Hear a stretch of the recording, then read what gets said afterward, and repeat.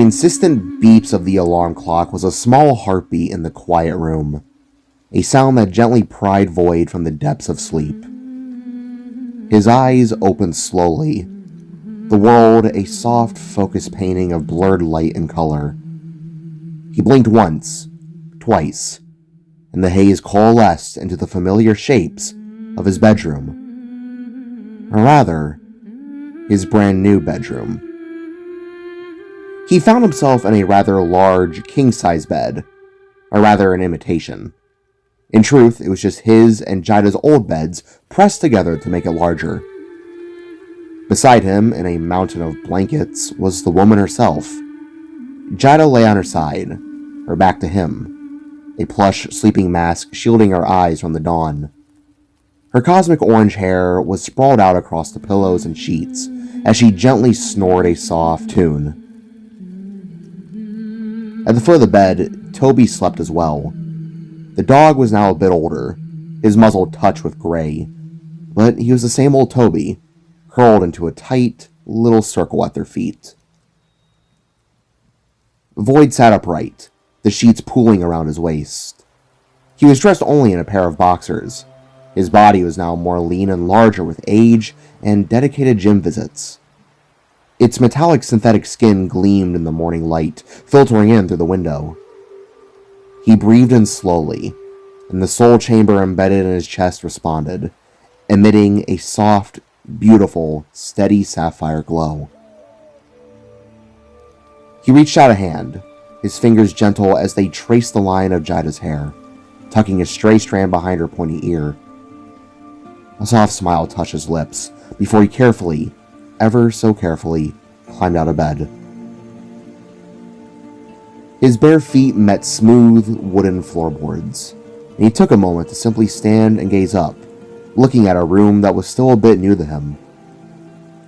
It had been a little over a year now since they had moved into this place, an old radio station on the outskirts of the city, one nestled within the woods.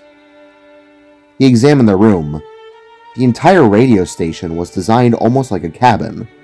It was unique in that way, he thought to himself. Their bedroom was on the top floor, had a beautiful view of the forest around them, a sea of frosty green and bare winter oaks, as well as a bunch of pine trees.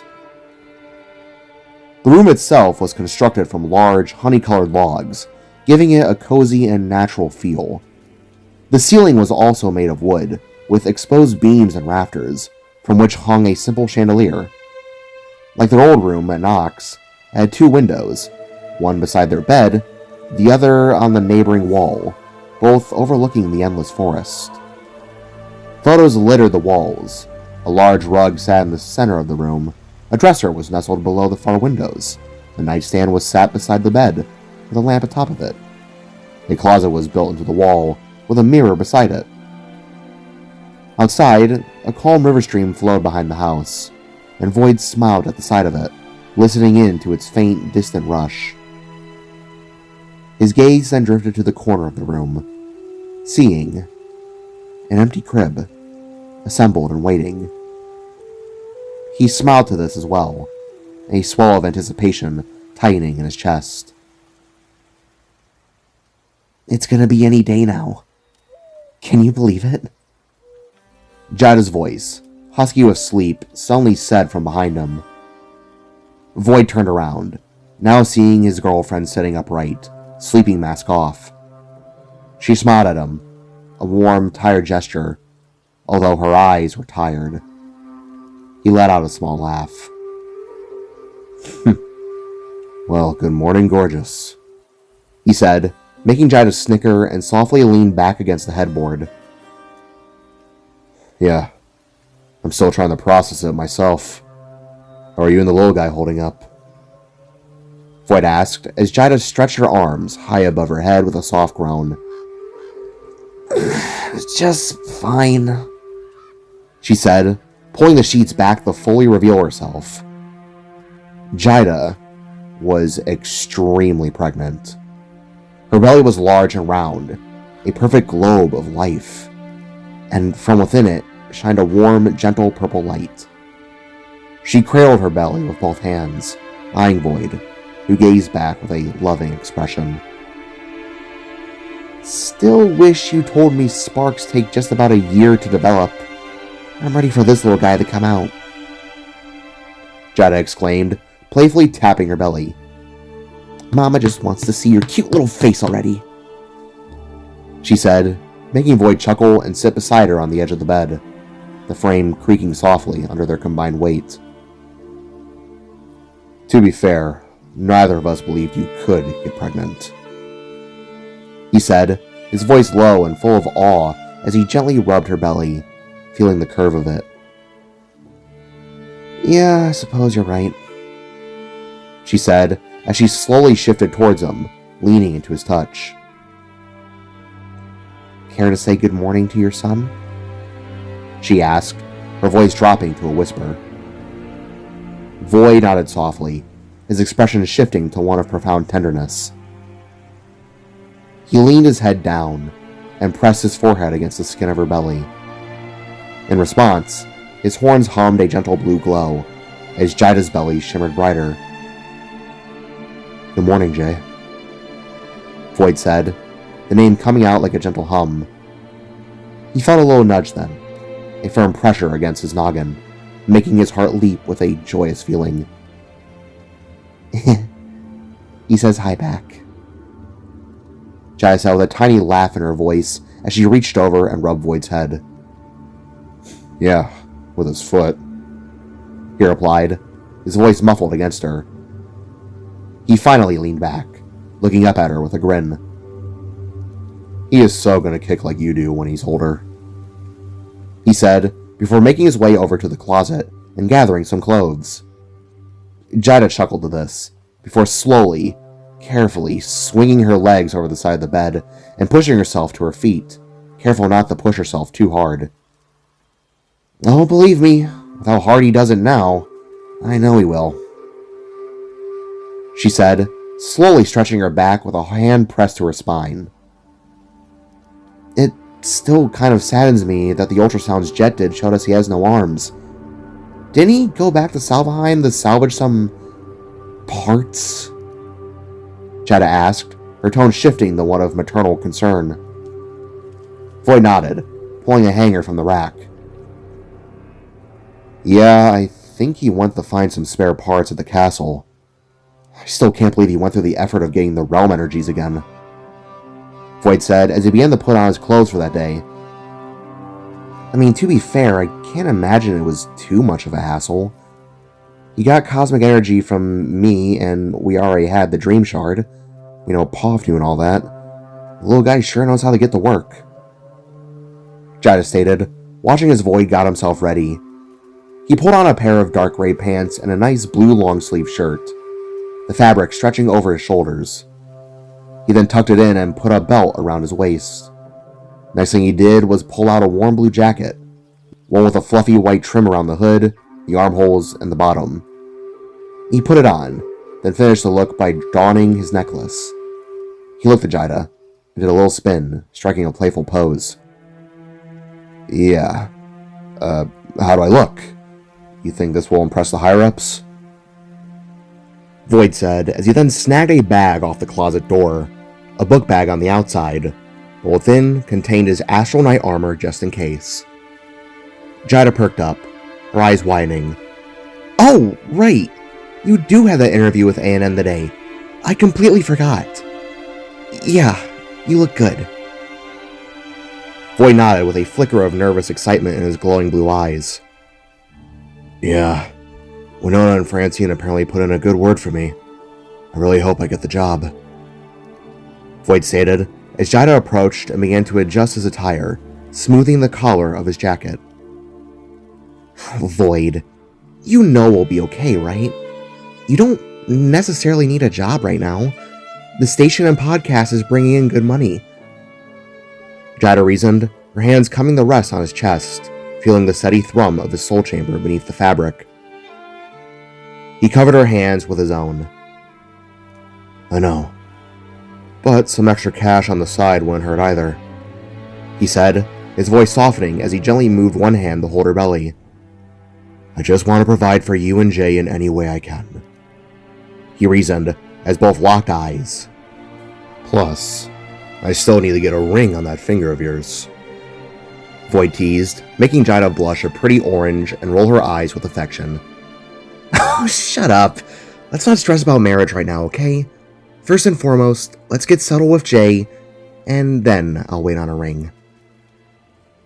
Voyd nodded, raising her hand in his, and bringing it to his lips for a soft kiss. You sure you're going to be okay? I'll be out for a while. Jaida nodded confidently. Yes, Voyd. Remember our plans? Everyone's going to come over to kick off the annual Aurora winter break. Plus, Ellie and Coco are going to be here in about an hour or two. Voyd nodded. Right. Coco, I get. She works at the aquarium. But Ellie? She's a rookie private investigator. Since when do those guys take holiday breaks? Voyd asked as he began to make his way towards the door. Jaida shrugged, smiling. No, she probably bribed her senior officer with a sandwich or something. You know her. Voyd nodded, his hand on the cool metal doorknob. Yeah, probably, he said, as he looked back to her, standing there in a pool of morning light, her hand on their unborn child, her hair a fiery glow, his entire world contained in one room, a world that only wore a pink tank top and black baggy shorts. I'll be back as soon as I can. I love you.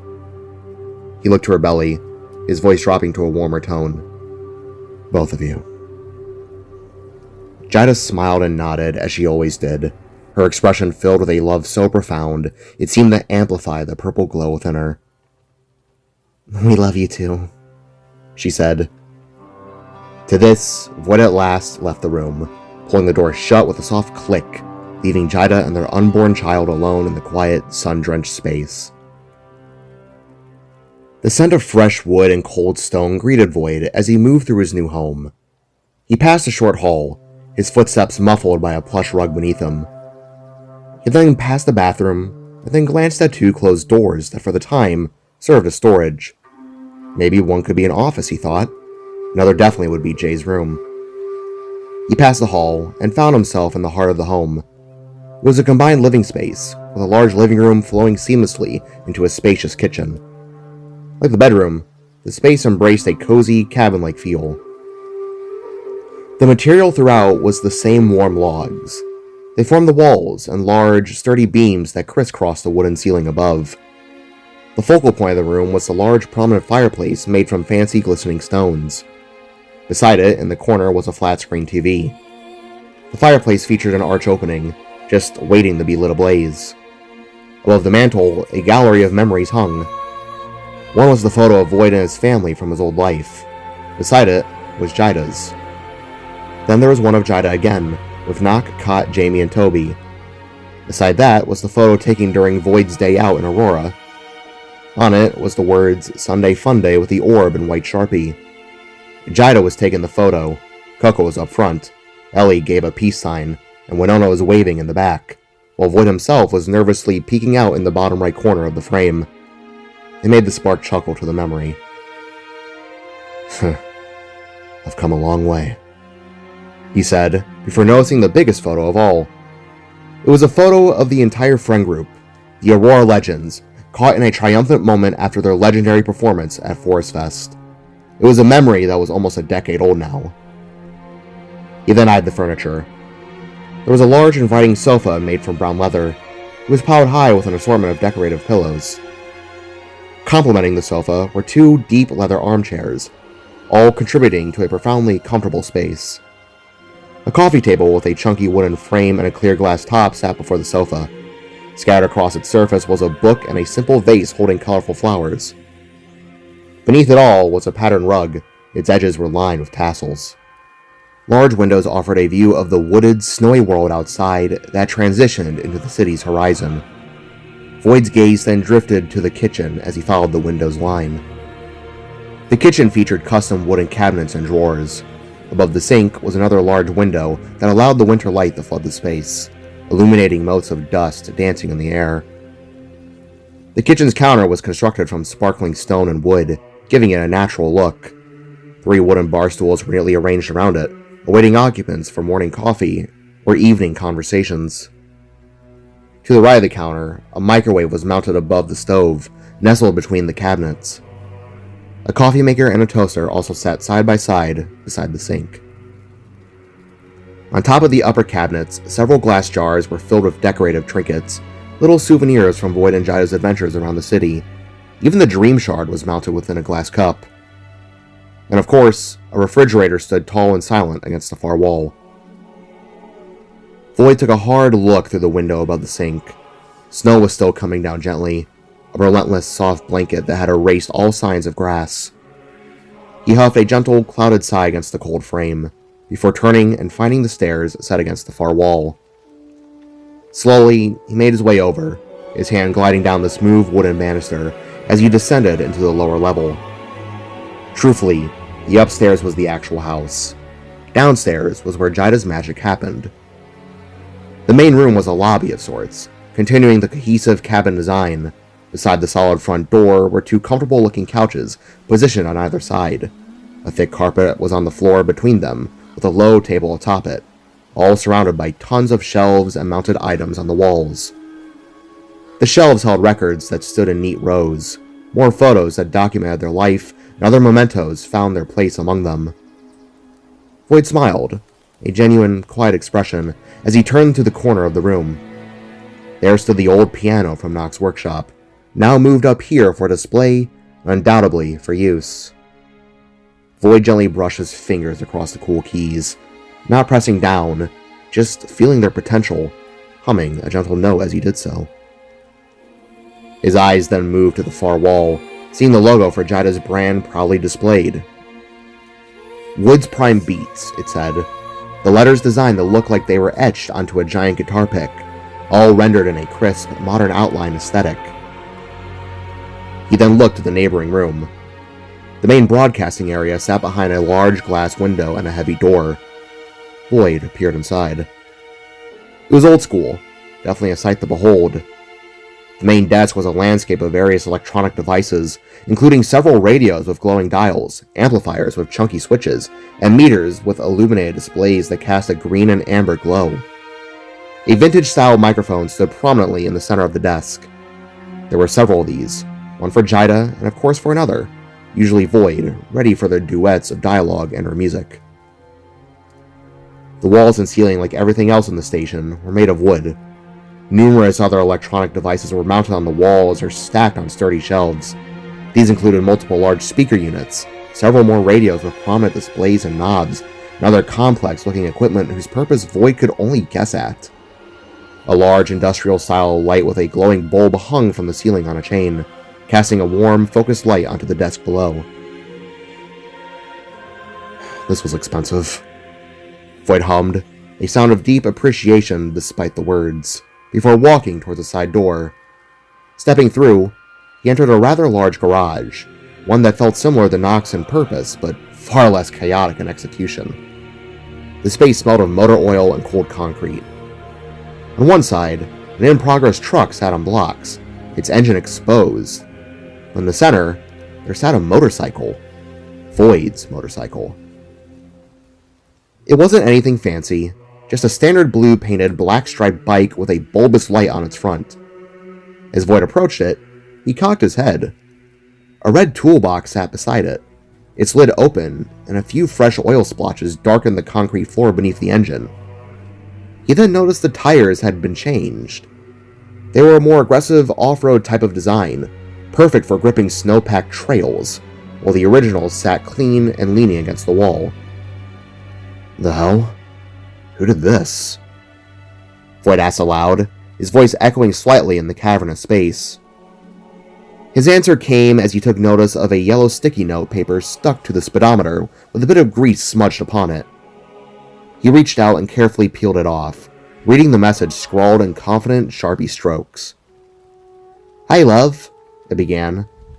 "Since we're supposed to get a snowstorm soon, I decided to pop in overnight and tweak your bike a bit for the weather. Filled you up with gas, too. Drive safe, you hear? Love, Jamie." Voyd smiled, a wide, grateful grin, shaking his head at Jamie's signature. Thanks, Mom. Voyd whispered to the empty garage, the world feeling right and warm. Walking over to the side wall, Voyd clicked a large black button. With a low hum, the garage door began to slowly roll upwards, revealing a frame of the outside winter forest. Getting back on his bike, he settled into the familiar seat, kicked the stand away with a solid clunk, and revved the engine. The sound was loud in the quiet space. However, before he drove out into the cold, he reached into his pocket. Slowly, tenderly, he pulled out a little velvet box and opened it. Inside, nestled against the fabric, was a golden ring. Set into it was a single, perfect blue diamond that seemed to capture the winter light deep within its design. It was an engagement ring. He stared at it for a long moment, his thumb brushing over the cool metal, his heart thumping a rhythm that rivaled the engine. He took a deep, steadying breath, the air tasting of gasoline and impending snow. Any day now, Novason, he told himself, his voice firm with resolve. Any day now. Closing the box, he tucked it safely into his pocket, revved the engine, and drove off, heading towards Aurora.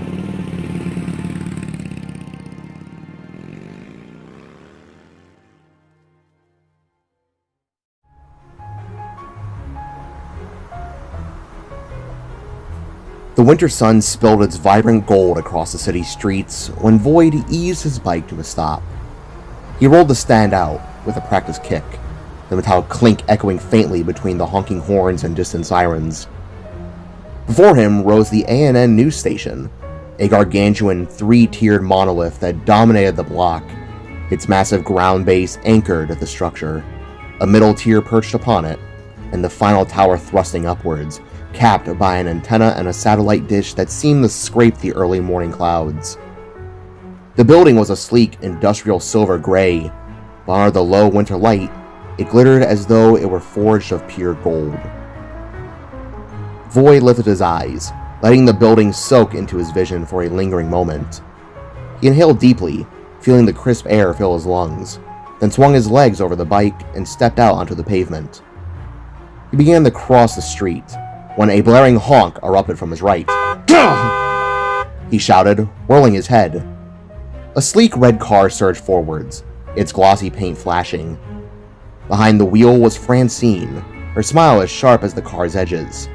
And beside her, Winona leaned out the window, her hair catching the wind, while she threw up a hand. "Watch where you're going, you doofus!" Francine called, her voice filled with amusement. Voyd returned the smile, shook his head, and made it safely to the opposite curb. Francine then eased the car to a stop beside him, parking on the side of the road. The doors opened in unison, and both women stepped out, their excitement visible upon their faces. Winona's hair had been reshaped into sleek, short curls of golden blonde, each strand catching the light. Bright white earrings dangled from her lobes, matching the pearl necklace that rested against her throat. She wore a vivid pink suit dress, held together by the waist by two gold buttons. Her skirt mirrored the top's hue, while purple leggings slipped into pristine white boots. A bold line of lipstick painted her lips, giving her an extra pop of color. Her blue glasses also glistened in the morning light. Francine, in contrast, kept her crimson hair bound in a neat bun that highlighted the smoothness of her style. She wore a bright blue suit top over a crisp white shirt, the design ending at a dark blue skirt that fell just above her knees. Black, skin-tight leggings led in the sleek black heels, and a flash of red lipstick completed the look. Around her neck, that delicate gold heart locket swung with each step. "Well, look who it is. Double bubblegum trouble. How's it going?" Voyd greeted, his tone light. Before either could answer, Winona surged forwards and wrapped him in an enthusiastic hug. "Ugh, great! We're so excited to have you here!" she declared, patting his back with a grin. Voyd laughed, loosening the embrace. "Hey, let's not celebrate yet. I haven't been hired," he reminded them. Francine rolled her eyes playfully. "You're definitely gonna get the job. Believe us, you're gonna win them over. Her breath puffed in the chilly air, forming tiny clouds. How do you know that? Voyd asked, eyebrows arching in curiosity. At that moment, the trunk of Francine's car swung open, and Meowcry hopped out to Voyd's surprise, wearing a white A&N cap. Because if I can get hiredy, you can get hiredy! Meowcry proclaimed, throwing his little arms up, while Voyd stared in confusion. What? Since when were you employed? Voyd asked as he watched the cat's quick movements. Meowcry settled on the Francine's shoulder, purring. He's not. He just sort of lingers around the office. Winona interjected, her tone amused. The staff thinks the building's haunted because of him. Francine added. But I am employed. I make sure the vending machine workies. I hit it really hard to ensure the snackies fall. Francine and Winona rolled their eyes in unison as the group headed towards the revolving doors of the A&N news station. Inside the lobby, the space sprawled wide and impressive.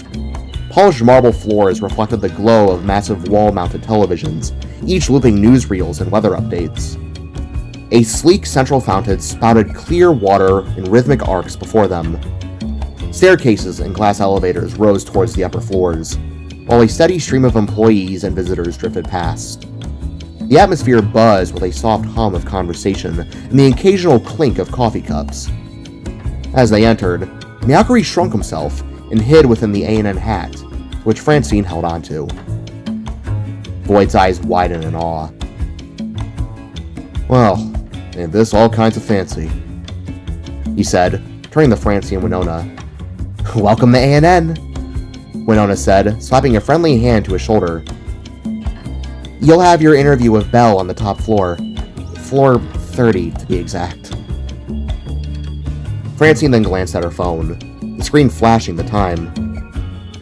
It's almost 11. Winnie, shouldn't our trainees be here soon? She asked, a hint of anticipation in her voice. Trainees? Voyd asked. Francine nodded. Yeah, we hired a couple of guys last week. Management is saying we need to get a head start before winter break. Francine explained. Winona nodded. Yeah, I've got a fellow named Andy Helm. They're a camera worker, apparently, who's going to be stationed with me going forwards. Who are you tasked with again? Winona asked of Francine. Some flipside gal named Cece Gray. Apparently she'll be one of our new meteorologists on top. Her will apparently impress Mason of all people. Francine explained. Winona replied, tilting her head inquisitively. Mr. Sato, huh? She added, as Voyd continued to take in the scene. Just then, a voice cut through the murmuring crowd. Hey, I think you're talking about me. Andy Helm? A figure stepped forward, drawing the attention of everyone nearby. They all craned their eyes down and saw the soul who was mentioned moments ago. Andy was a shorter bullhorn human with light green skin, dark green oval eyes, and a shaggy collection of brown hair that rose above their sturdy, murky brown horns. Silver earrings gleamed at their ears, and a matching silver choker rested against their throat. They wore a red flannel shirt over a brown vest, faded blue jeans that ended in red-white sneakers, and fingerless gray gloves that hinted at a practical, hands-on type of person. A tan backpack sagged across their back, bulging with whatever it was inside for that day. Winona's face lit up. Andy? She asked, her voice bright. They nodded. That's me. I'm guessing you're Miss Specs. They replied, a hint of nervousness in their tone. Yes, that's me! Winona beamed, stepping forwards. Welcome to the Aurora News Network, Andy. I'll be your trainer for today and after winter break. And please, just call me Winona. She extended a hand. Andy hesitated for a beat, then reached out. Winona grasped their hand with such enthusiasm that they flinched and let out an awkward chuckle. Thanks. Who are these guys? They asked, glancing at Voyd and Francine. Oh, this is Francine and my friend Voyd. He's got a job interview today. Maybe you two will become co-workers this spring, eh? Winona introduced them warmingly. Andy nodded in return. Both Francine and Voyd returned the gesture. Cool, they muttered, still processing the sudden welcome. A sudden commotion then erupted from the opposite side of the lobby. Miss Richtum, hello, hi! Someone shouted, nearly tripping over a scattering of people. Everyone in the small group turned. The voice belonged to a tall, peppermint green Flipside who was slightly chubby and perpetually enthusiastic. Her eyes were bright, her expression eager. She wore a soft green, long-sleeve button-up shirt with brown accents along the neckline and down the front. This shirt was interspersed with tiny brown petals at the cuffs, bottom and top. A layered brown skirt swayed over black leggings, socks, and black shoes. She brushed past the crowd, apologizing profusely. Oh shoot! Oh goodness, I'm sorry! She gasped, her upside-down face flushing a deeper shade of green. Francine's eyes narrowed as the newcomer approached. Cece Gray? She called out. Howdy, that's me! It's so nice to meet... Cece began, only to lose her footing. Ugh! She suddenly stumbled forwards, arms flailing, and crashed spectacularly into Andy. The two green-skinned figures tumbled to the floor, a tangled heap of limbs and shock. A collective gasp rose from the surrounding onlookers. Voyd stepped forward, his voice a mix of concern and disbelief. Oh, by Matir, oh gosh. He bent to help. Winona rushed to Andy's side. Francine, Cece's. Oh my goodness, are you two okay? Winona stuttered, extending her hands to assist. Cece, dazed, lifted her head slowly, her eyes darting at Andy's stunned expression. A blush rose on her cheeks as she realized the chaos she had caused. Oh, great googly moogly! She exclaimed, sitting up hurriedly. Oh my goodness, I'm so sorry, are you okay? I didn't mean for that to happen. She jabbered apologetically, while Francine, Voyd, and Winona lifted Andy to their feet next. Yeah, no, you're good, I'm fine, really, Andy assured, shaking off the dust. Cece steadied herself, still blushing with embarrassment. Oh, okay, I'm Cece Gray. Sorry, everyone, she said, extending a trembling hand towards Andy. And Andy obliged, shaking it gently. Andy Helm. And again, you're fine, they repeated, their tone reassuring. Francine chuckled, breaking the tension. Quite the entrance, huh? She said, offering her hand once more. Cece shook it enthusiastically. Yeah, I suppose. I'm happy to finally meet you. I'm so excited. I guess I got caught up in all that. She turned to Winona, eyes bright. Winona Specs, hi. I've seen you on the news a couple of times. It's so nice to finally meet you. Their hands shook rapidly. Oh, how sweet. Welcome to the crew, Winona replied, her smile warm. Cece then faced Voyd. Howdy, who are you? She asked, curiosity sparking in her green eyes. Voyd stepped forward, his posture relaxed but purposeful. Voyd Novason, here for a job interview, he announced. Cece's face lit up, and she clapped her hands together. Oh, wonderful! Why did you choose to work at A&N, if you don't mind me asking? She asked, eagerly. Voyd smiled and began. Well, it was Francine and Winona who gave me the idea. We've known each other since high school. He then glanced back at the sleek lobby and added, and, well, my girlfriend is pregnant, so I figured it was time to find something steady, you know?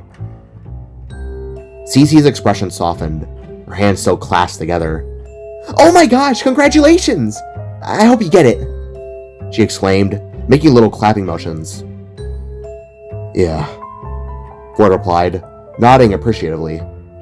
He glanced at his phone, the minute hand etching towards the hour.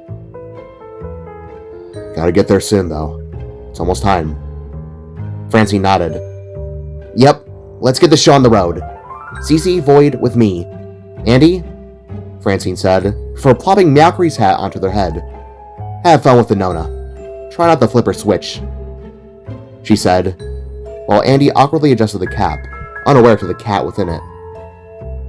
"Oh, okay, thanks." "Wait, what?" they asked as Winona bumped their arm. "Let's get going, buddy," she said before walking off. Cece gave a little wave to Andy, and they gave a soft wave back before following Winona. Then Francine, Voyd, and Cece went to an elevator, got inside, and ascended.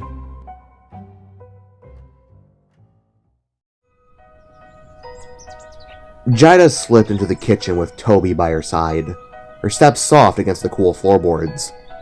She approached her stove, opening it to reveal a steaming loaf of banana bread. She took a big whiff before pulling it out and setting it gently on the counter. She had washed up and put on a vanilla-colored skirt and an orange dress top, matched with her necklace. Her hair was even tied back into a bun, the knot neat and tidy. She inhaled the sweet scent once more, savoring the mouth-watering smell it offered, when a sharp sting suddenly ran through her body. Jaida flinched, a gasp escaping her lips, and she clutched her belly, hunching over. "Oh! Ah!" she said, the sound ragged as her orange eyes and hair pulsated a soul-blind purple. Toby tilted his head, curious. She craned her eyes down. "Ah! Phases, dude! Take it easy on your poor mom," she said gently, patting her belly. "No crazy biz till your daddy gets home, okay?" Jaida asked, looking down to her purple belly. She then heard the doorbell ring. Toby barked, bounding down the stairs. She perked up, took a breath, steadied herself, and began making her way downstairs. Making it to the front door, she opened it and smiled. "What's up, Mama?" Ellie greeted, as she stood beside Coco, who was carrying a bag of items with her. Ellie was taller and more fit than she had been years ago. Her orange hair was wavy and long, with both eyes exposed. She had on a dark green turtleneck that was overlaid in an expensive brown-gray coat. She wore faded green jeans that ended with brown-gray boots with white laces. Coco was a bit chubbier than she was a few years ago, but was the same old happy frog. She wore a dark red shirt with a blue coat atop it, matched with dark red pants and boots. "Hey guys, good morning. Come in. Banana bread just got out of the oven," Jaida greeted as the two girls came inside. "Thanks for inviting us over. Is Toonie here yet?" Coco asked as they made their way up the stairs and entered the living room. "Not yet. He texted me that he's grabbing some extra snacks though from Sarvy's. Gotta kick off winter break with a good old feast, you know?" Jaida reasoned as she summoned a ball of cosmic energy to her fingertip and launched it into the fireplace, lighting it ablaze. "Please, ladies, make yourself at home," she stated while returning to the kitchen. Ellie plopped herself down upon the couch, while Coco joined Jaida at the kitchen counter. "How have you been holding up with little Jay? You look a bit tired," Coco asked as she began to empty her bag, which was full of drinks, foods, and small snacks. Jaida nodded. "Yeah, I am. Little guy is due any day now, so he's been, Jaida paused, wincing. "A bit rowdy," she said, cutting the banana bread. "I still can't believe you and Voyd are about to be parents at 23 years old. You guys are crazy. I'm happy for you, but you're crazy," Ellie stated. Jaida rolled her eyes with a smile. "Look, his biology is different to ours. We just assume that... you know..." Jaida blushed, rubbing the back of her head. "Oh, we know, Freaky Woods. We know," Coco stated as she began to set everything up, making Ellie burst out laughing. Jaida blushed hard. "Oh, shut up! Get your head out of the gutter, Cokes!" Coco snickered. "Sorry, I had to. Where is Voyd anyways?" Coco then asked as Ellie turned on the TV beside the fireplace. "Oh, he's at a job interview. He's trying out for A&N," Jaida said, watching Coco put whipped cream on some apple pie. "Voyd? Getting a job? That's crazier than you being pregnant, Ellie said, turning on a baseball documentary. Not as crazy as you going into literal crime work. I thought you were going to be a baseball player, Jaida boasted, making Ellie shrug. I'd rather my favorite hobby not become my job. It would ruin its specialty. Besides, crime work has always been my family's thing deep down. After everything that happened in Ophis, I discovered being in the action is my calling. So, private investigator, part-time cop it was, Ellie stated, kicking her feet up and watching the game. Fair enough, Jaida replied, before wincing to another contraction. Well, hey, are you okay? Coco asked, making Ellie turn her head. Jaida caught her breath. Yeah. He's just being a bit of a pain in the gut is all. Coco and Ellie eyed Jaida, who stared back with reassuring eyes. I'm fine. I swear, she assured, while a tense knot slowly began to form within.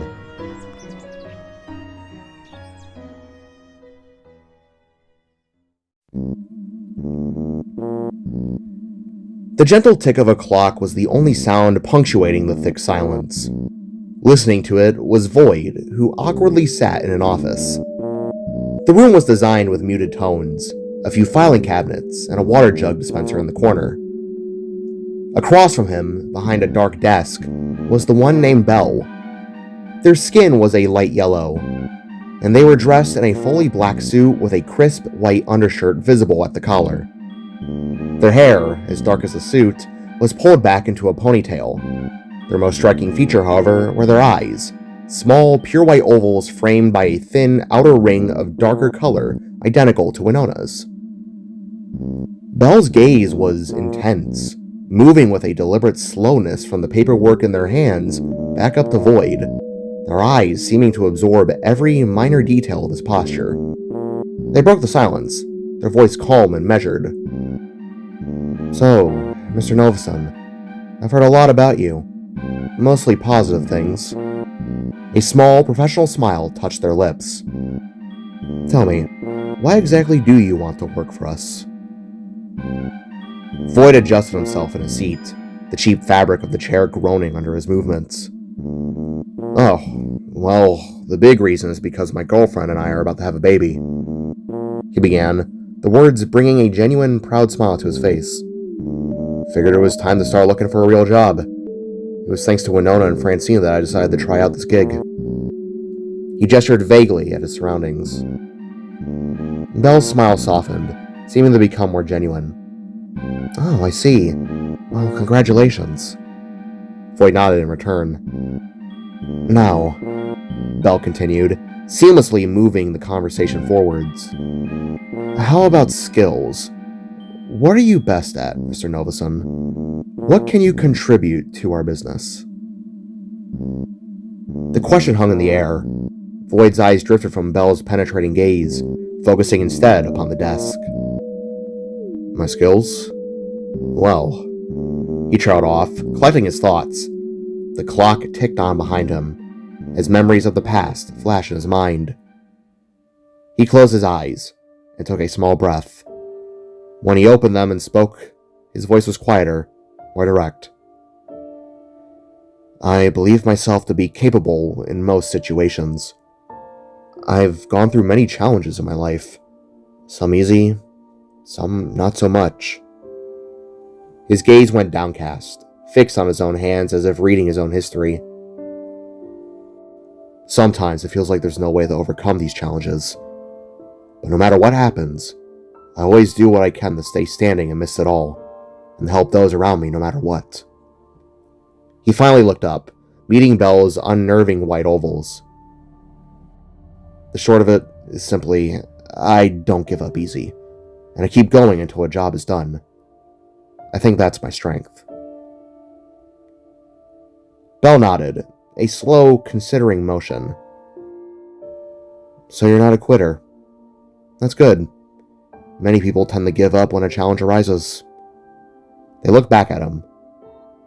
I'm assuming life has been a bit rocky for you up till this point. Voyd's eyes flicked to the side, towards the blank wall, seeing memories instead of painted drywall.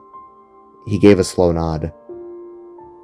"You have no idea," he said, a small smile returning, this time tinged with the weariness of experiences Belle could never comprehend.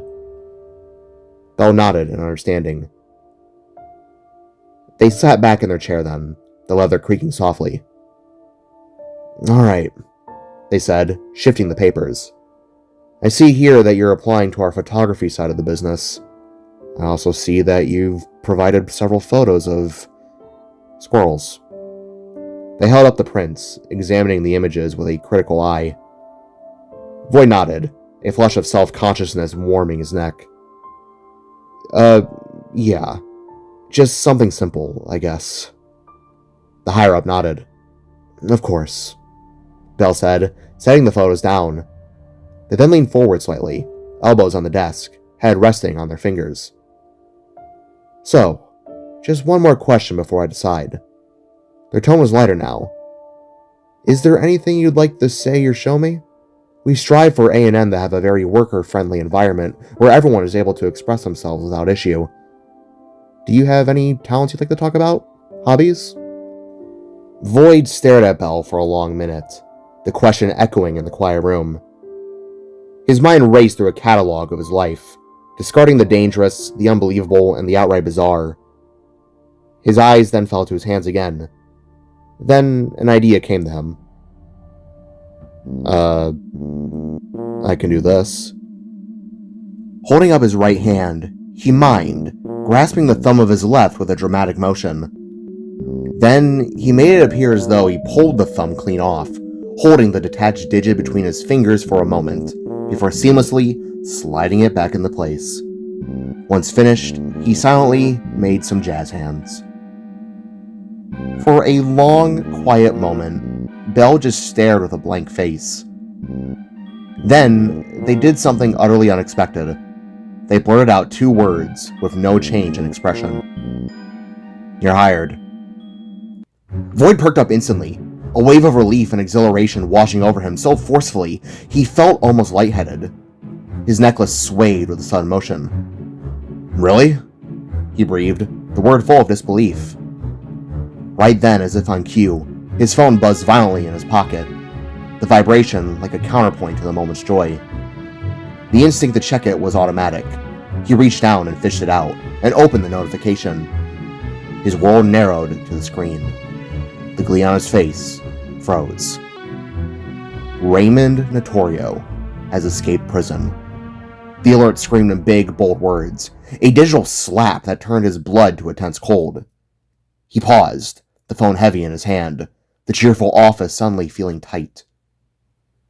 "You've got to be kidding me," Voyd whispered.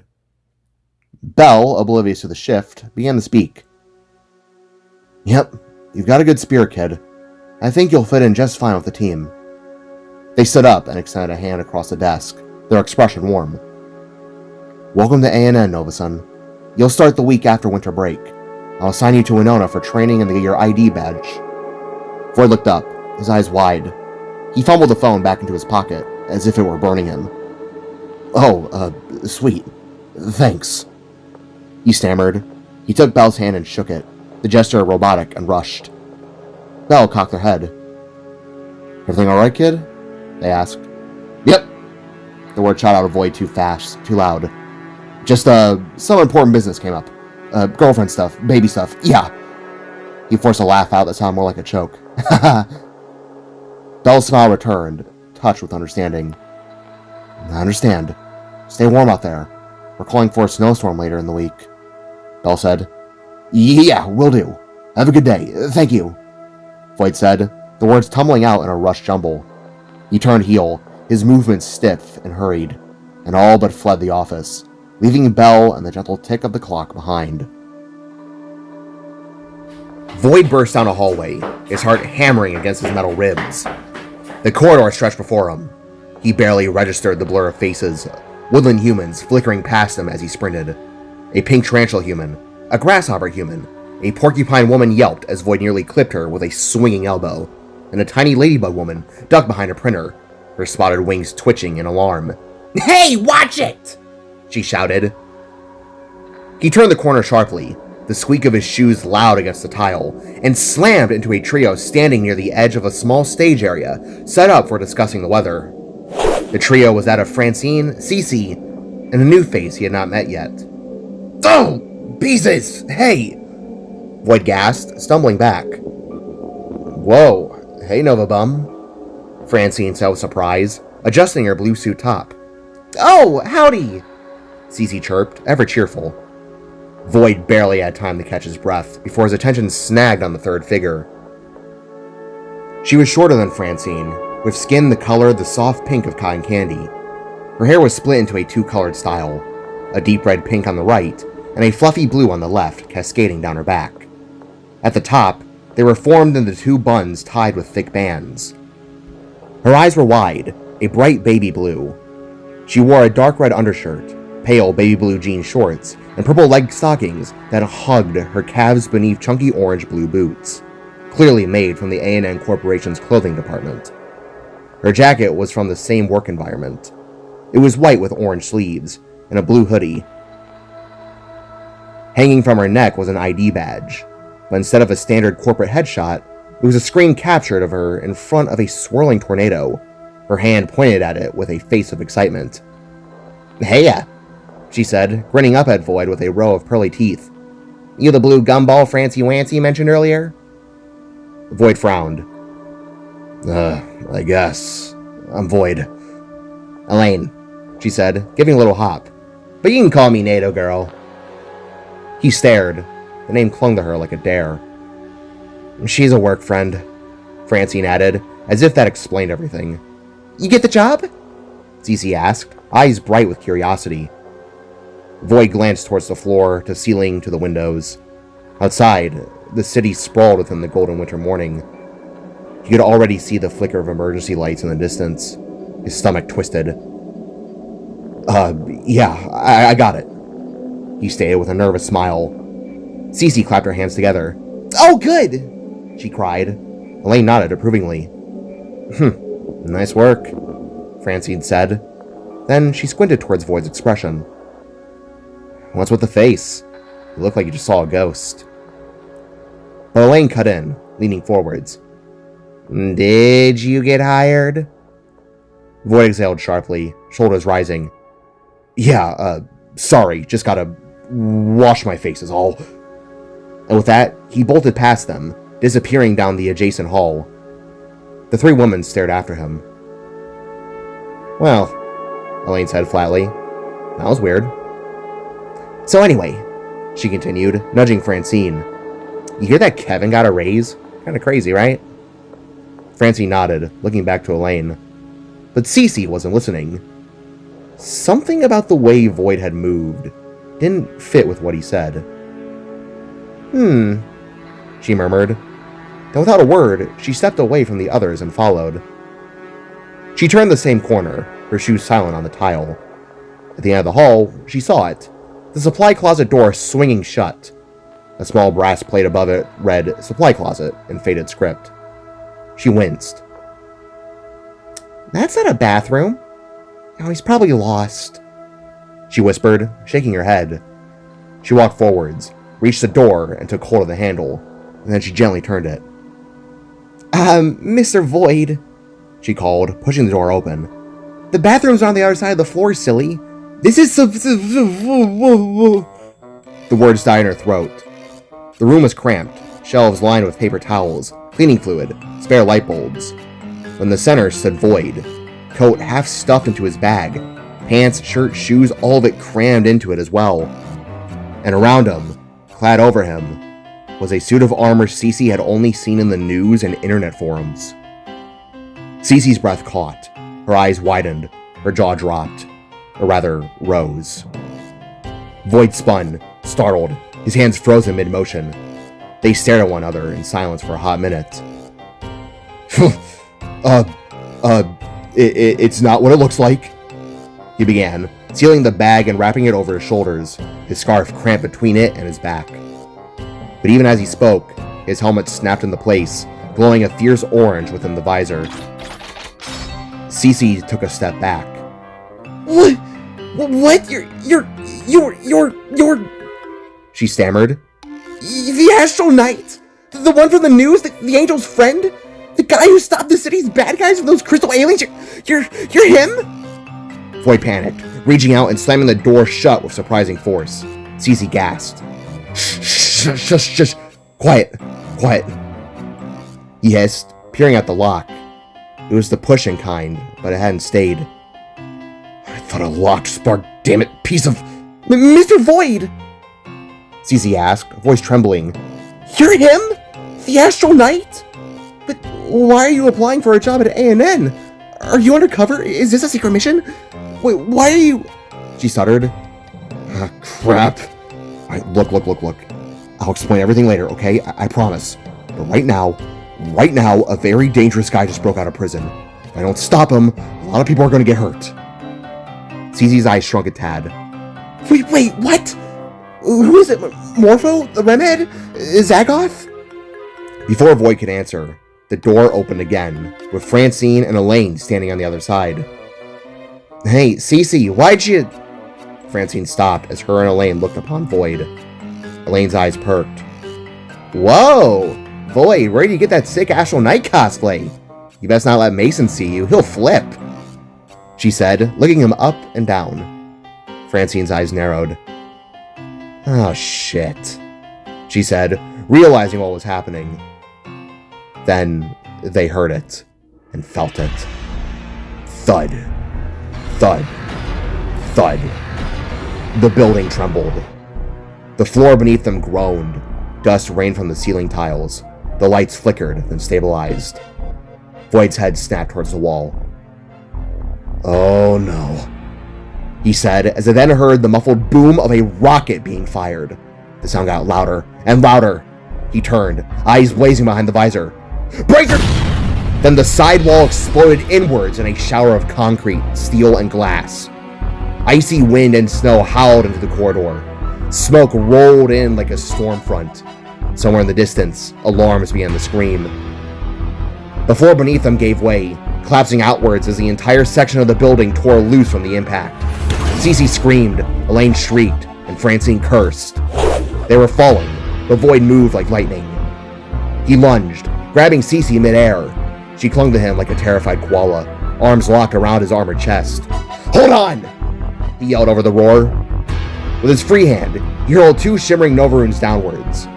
They spiraled beneath Elaine and Francine, wrapping around them in glowing shields just as they plummeted. They crashed into the pavement below, hard, but the shields absorbed the impact, shattering like glass as they dissipated. Voyd then summoned his wings and flared them wide, slowing his descent. He landed with a soft thud, still holding Cece. As debris rained down, he pivoted, using his wings to shield her from the worst of it. She was shaking, eyes wide, breath coming in sharp gasps. Slowly, she looked up. Behind the orange visor, Voyd's face was visible through a faint transparency, eyes wide with adrenaline. His breath came heavy, chest rising and falling beneath the armor. You okay, Miss Gray? He asked, voice distorted but urgent. Cece clung to his arms and blinked, looking up at him with wide eyes. Yeah, Oh, she stuttered. Oh God, she mumbled, her cheeks flushing a deep green. Oh God, he's a hunk. The whisper slipped out before she could stop it. Voyd's head tilted sharply. What did you just say?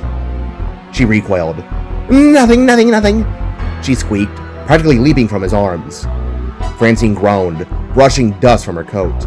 Ugh, Jesus Christ! She yelled, staggering up. Elaine stood slowly, brushing snow from her hair. Her eyes were wide and unblinking, while locked on the Voyd. Whoa! She breathed. Wait, hold up. That's not a cosplay? That's real? You're actually the real deal? Cool. Before anyone could respond, thud, thud, thud, louder and closer. The snow churned, the streets panicked, smoke coiled like serpents, and from the blizzard, a shadow emerged, massive and mechanical. Voyd stepped forward, planting himself between the girls and the oncoming threat. "Go," he said, voice firm. "Get to safety, now!" Francie nodded and grabbed Cece's and Elaine's hands. Cece barely registered, still staring at Voyd's back. The way the armor glistened, the way his wings dissolved into light. Elaine hesitated and followed, casting one last amazed look over her shoulder. Voyd didn't look back. He quickly sprinted into the street, boots crunching on the broken concrete, and planted himself in the center of a shattered intersection. From the storm, it fully revealed itself. A towering, three-legged war machine, 4 stories tall, built like a nightmare tripod. Its legs were thick, triple-jointed, multi-layered mechanical pistons hissing, exposed cables writhing like veins.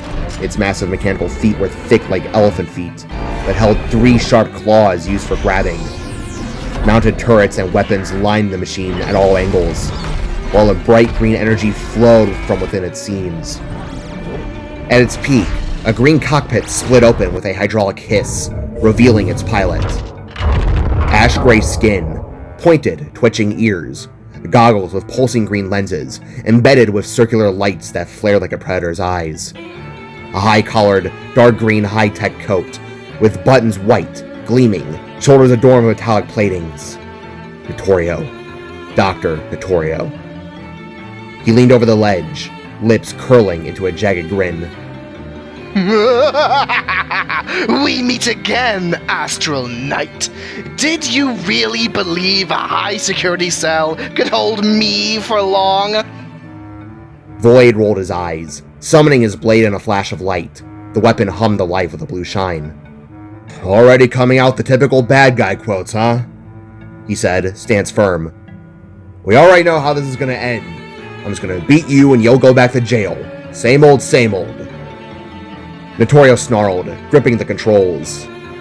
"Oh, not this time, boy! As you can see, I've brought out the big guns! Behold, the Night Crusher 5000, designed just for you!" Voyd snorted, twirling the blade. "Really? You know, usually I'd be flattered, but I've come to realize your toys tend to be pretty dysfunctional," he stated, smirking beneath the helmet. Notorio's face dropped into an angered stare. "Oh, you and your smart mouth! Prepare to be squashed like the insect you are!" Notorio roared as the glass above him sealed back over.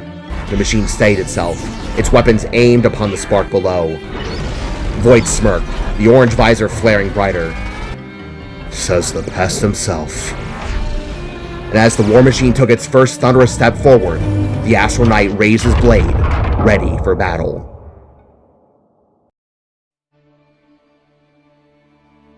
Back within the quiet warmth of Voyd and Jaida's home, the scent of cooking food curled through the air. Coco and Ellie lounged on the couch, half buried in cushions and conversation. They laughed lightly about old jokes when Coco gestured towards the kitchen, where Jaida still stood at the counter, humming to herself as she now stirred a simmering pot of spaghetti. Every now and then, she'd pause, one hand resting gently on her belly. But then, without warning, Jaida froze. Her spoon clattered into the pot. Toby yipped with nervousness. A sharp gasp tore from her lips as her body seized, her spine arching involuntarily. She doubled over, one hand slamming against the counter for support, the other clutching her abdomen as a wave of pain, deeper, fiercer than any one before, ripped through her body. Her knees buckled, with a cry that was more animal than inhuman. She collapsed on the one knee, her breath coming in ragged, panic bursts. Coco and Ellie shot upright like springs. "Jaida!" Ellie shouted, leaping off the couch, heart slamming against her ribs.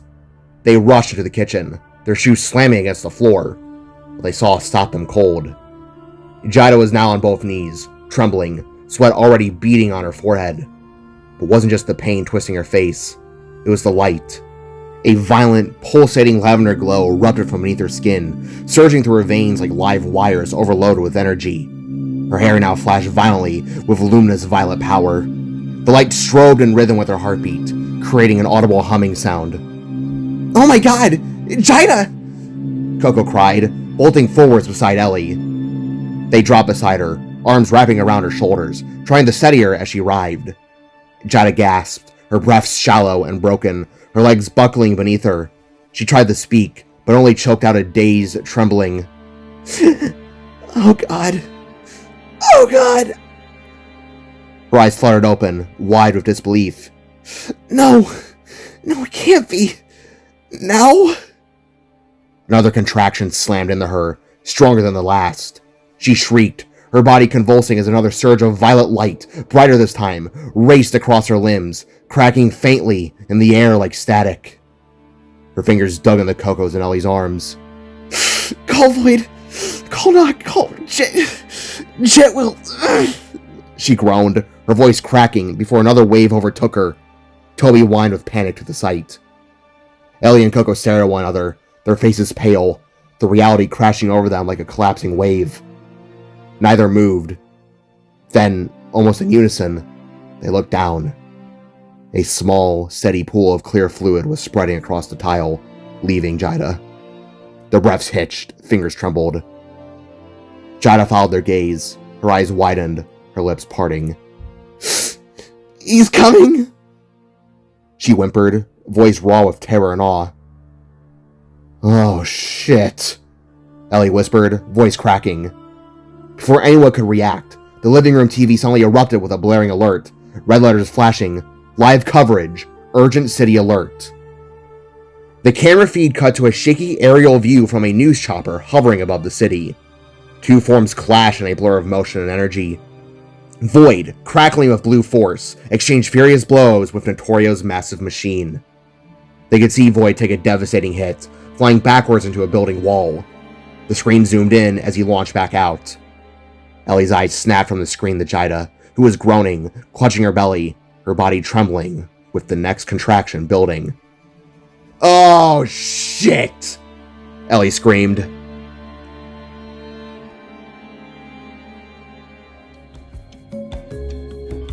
Outside on the streets, heading back to the A&M building, Winona gripped the handlebars of an A&M moped, her breath puffing in small clouds as she leaned into a wide turn. A white helmet was fastened snugly around her head, and now a white winter coat flapped around her. Behind her, Andy clung tight, one hand looped around Winona's waist, the other adjusting the collar of a warm black leather white fur-lined jacket. Their eyes were wide and bright with cautious wonder. They swept across the skyline, the bustling storefronts, as well as the graffiti-designed overpasses. And those were all the common blocks we ride out to in order to get some B-roll footage. Winona called over her shoulder, her voice cutting through the wind. Quite the busy place, huh? Andy swallowed, taking in the rhythm of the city. Yeah, it's a bit different to where I'm from. Winona glanced back, intrigued. And where would that be? Andy hesitated, fingers tightening around Winona's coat. Oh, Seja. I'm from Seja. Winona gasped, nearly jerking the moped off course. Wait, really? She twisted her head around, eyes wide. Wow, you're really far from home. What brought you all the way across the world to Aurora, Andy? Andy shrugged, gaze drifting to the side as they passed an ad about getting out into the world. I guess I just wanted to change. I was getting tired of the same old, you know? Figured I'd start fresh. Winona smirked. I see. Well, we're happy to have you.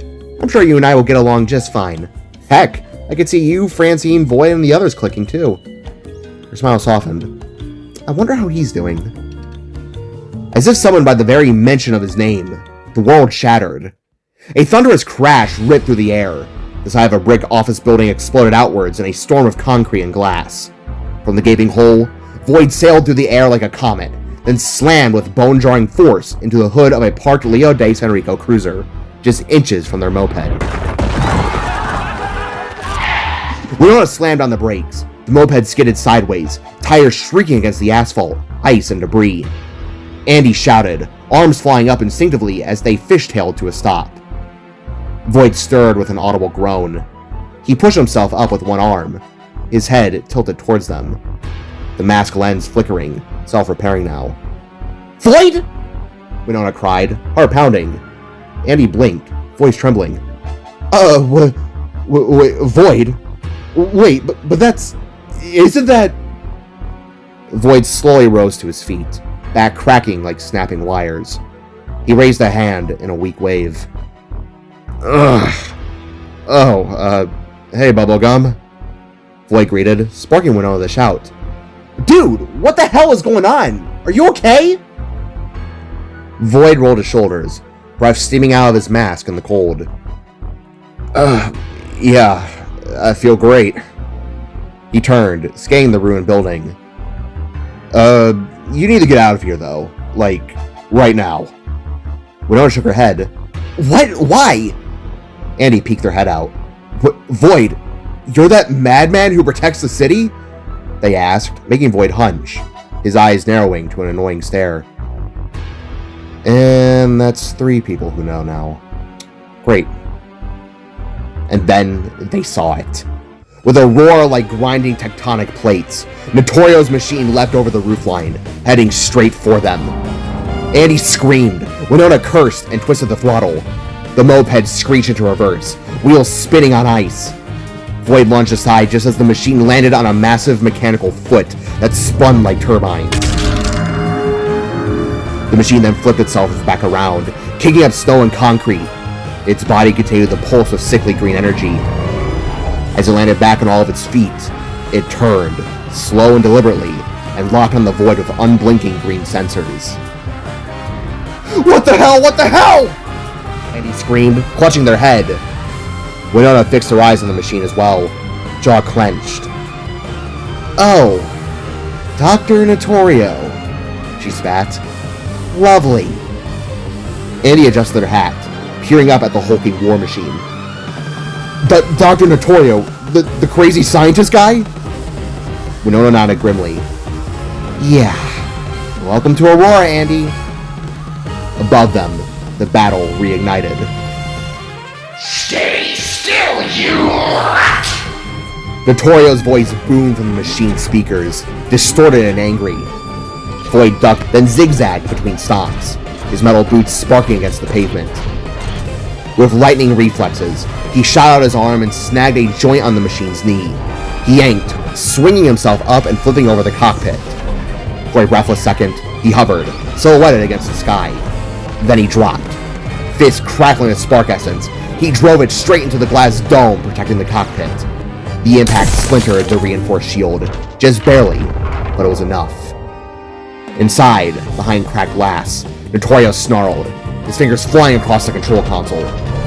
The machine roared. Twin turrets containing green energy opened fire. Voyd twisted midair, flipping, tumbling, as energy bolts seared past him, melting snow and damaging buildings. As he fell, he summoned his Nova Blade again and jammed it into one of the machine's leg joints. A spray of sparks came, a screech of metal. The limbs spasmed, short-circuiting, dragging the machine off balance. But Notorio recovered fast. The legs swiveled, brutal, precise, and flung the spark off. Voyd was sent flying, crashing back into the street with a thud that cracked the concrete. Before he could rise, the machine lifted its massive foot and brought it down. Voyd quickly rose his arms. Crunch! The impact turned the street into a crater. His boots sank in the broken asphalt, knees bent, body trembling under the immense weight. He groaned, struggling to push back the machine's crushing force. Andy stared, breath gone. Voyd, that night guy, I've seen him on the news. That's Voyd? The guy going into the interview? That's him? Winona kept her eyes up on the fight, calculating. Yeah, it's a long story, she said, offering a nervous smile over her shoulder. Then, her switch clicked. Valkyrie, you still in that hat? And he froze. What? They asked. From beneath the brim of the hat, Francine plopped onto Andy's head. 2 wide yellow eyes blinked open. Huh! Andy gasped with shock as Valkyrie leapt out of the hat that landed back on Andy's head gracefully. Yesy! Oh, and hello-y, Andy! Valkyrie cheered, landing on Winona's shoulder. Andy screamed again, nearly falling off the moped. Who the hell are you? What the hell are you? The cosmic cat giggled. I am Valkyrie. everyone's favorite silly Meow Meow. Andy remained speechless. Winona didn't blink. Hey, Voyd needs our help. Think you could pull a good old lasso maneuver? Meowcree whirled back around and gazed at the scene. He then nodded with a determined look. Oh yesy, put that pedally to the medley. Winona gunned the engine. Wait! Andy shrieked, clinging for dear life as the moped lurched forwards, zipping past the struggling Spark and underneath the towering war machine. Meowcree, using his cartoon-like abilities, stretched his arms out, swinging them like lassos. They stretched like rubber, glowing with cosmic energy, and they snagged two of the unoccupied legs of the machine, proceeding to make his paws bigger for extra strength. Got it! He shouted. Winona nodded and swerved into a hard slide, tires screeching, moped sliding sideways. Meowcree pulled with all his strength. The machine wobbled backwards, the stomping foot lifted, and Voyd saw his chance. With a roar, he unleashed a horn pulse. The machine staggered backwards fully, its balance shattered. Meowcree then let go. Winona spun the moped around and peeled away as the machine stumbled, one foot swaying momentarily before hunching back forwards. Thanks! Voyd shouted, already hurling back into the fray, Nova Blade blazing. Winona gave a thumbs up, and Meowcree tipped an invisible hat as they drove to a safe distance. Meanwhile, Andy sat frozen, face pale as snow, eyes wide, hands gripping the seat like it might vanish. You okay? Winona asked, slowing the moped to a stop a block away. Andy blinked once, twice, and then... what the hell just happened? Meowcree turned, grinning ear to ear. Some good old Aurora hijinks, my friendy. Andy slowly turned to the cat, and then shouted, What are you?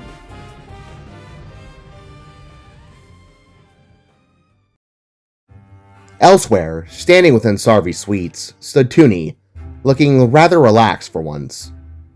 The purple wolf was older, sharper, and leaner. His emerald eyes scanned the rows of frosted donuts and glazed pastries with a quiet hunger.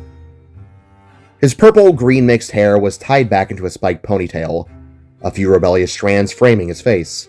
His tall ears were each pierced with silver jewels. He was donned in a fancy wear for that day. His coat was a warm piece that started as a deep, rich chocolate brown at the shoulders that gracefully faded to a soft, creamy tan at the bottom.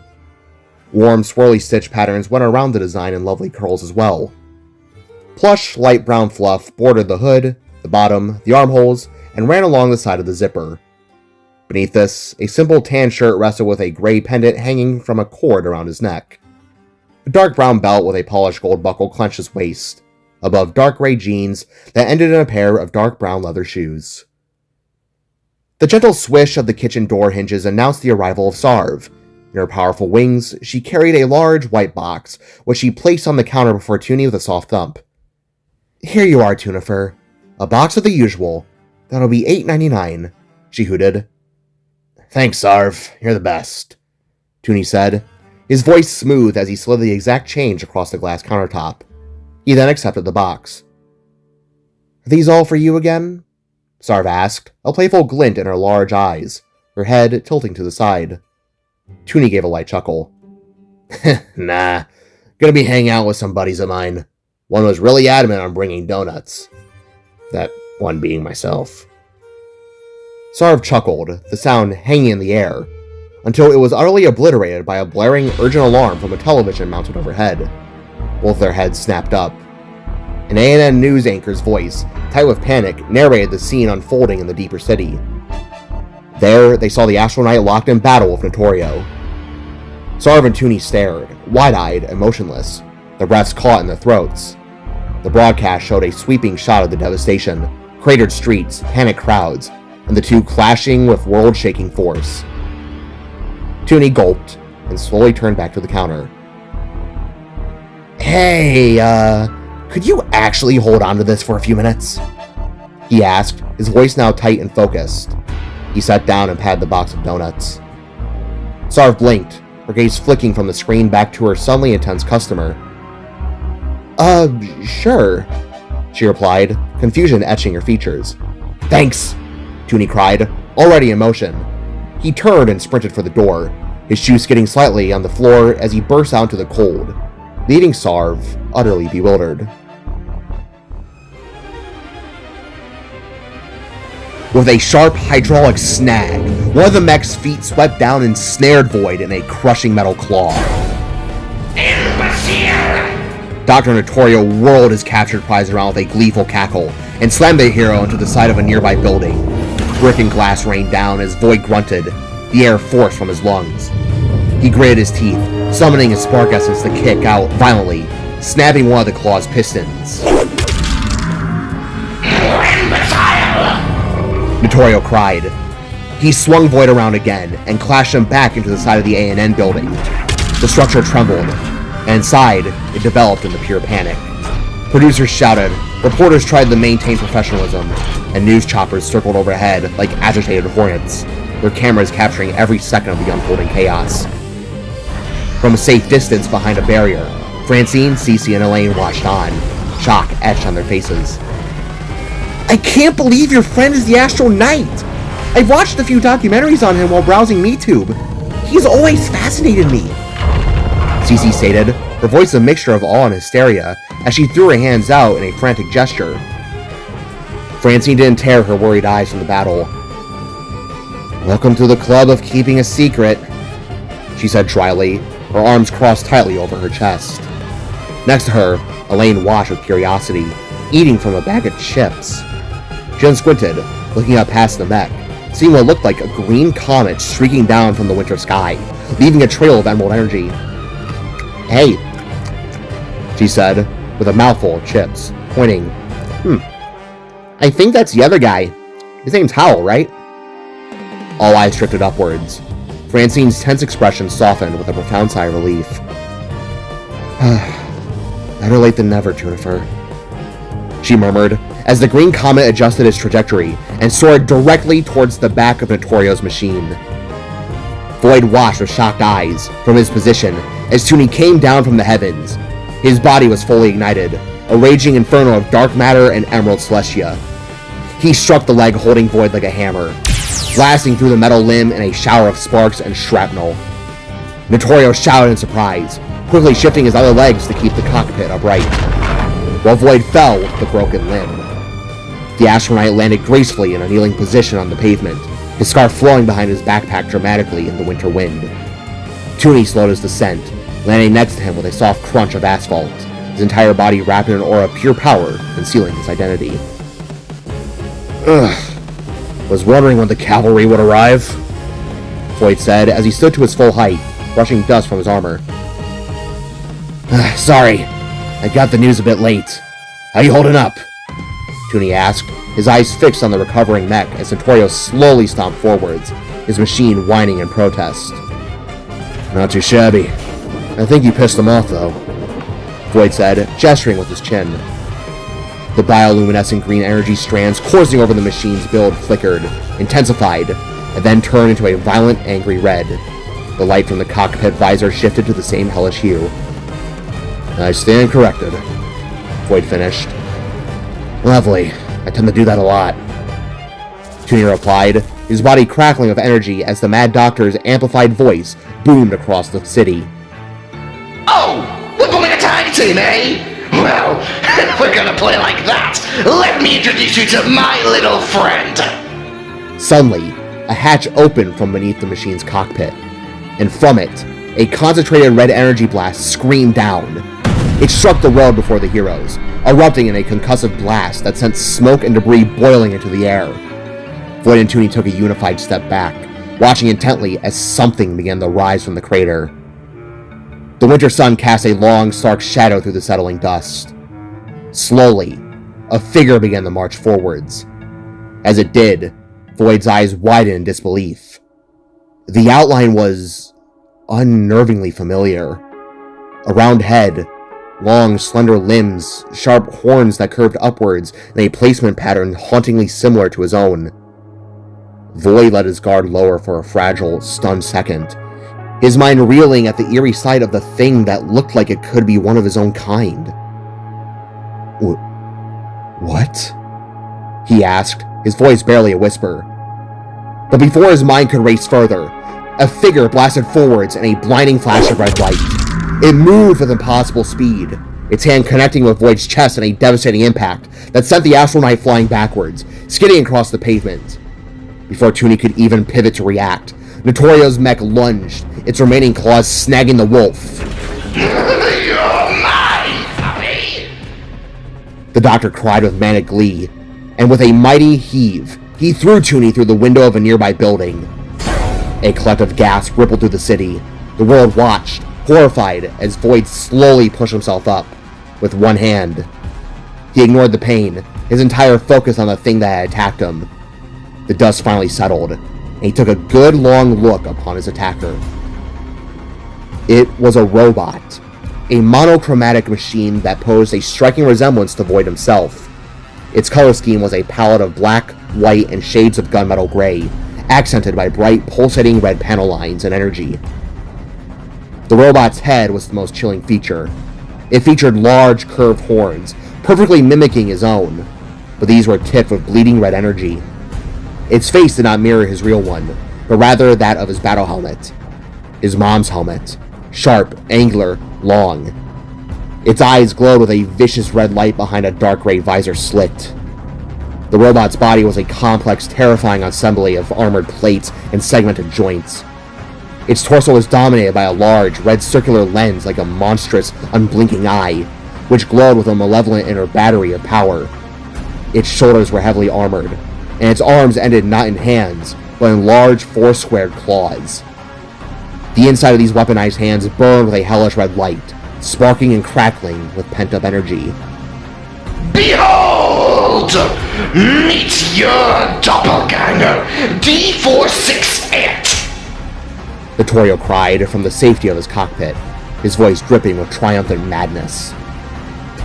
The robot began to advance again, its movements a mechanical parody of the spark himself. Voyd gruffed, shaking off his shock, and stood to his full height, spark essence engulfing his fists. Well, he stated, settling into a fighting stance. That's just a whole new level of creepy. Even for you. Surging forwards with a lunge, the doppelganger charged and struck. Voyd's blade materialized in a flash of blue light, locking them both in place. In response, the machine emitted a low, grating growl from a vocalizer. Its horns flared, and it released a custom energy pulse, a storm of red electricity that slammed into Voyd's defenses, sending the hero skidding backwards, his boots carving grooves in the snow. Before he could fully reset his stance, he looked up to see the machine leap into the air. It fell upon him like a meteor, landing with a sharp foot aimed to crush. Voyd quickly leapt back as the foot of the robot cratered the spot where he just stood. He then deflected a follow-up strike with his blade, the parry precise and sharp. And then something unsettling happened. The robot mimicked his motions, its own movement becoming a dark mirror of his combat style.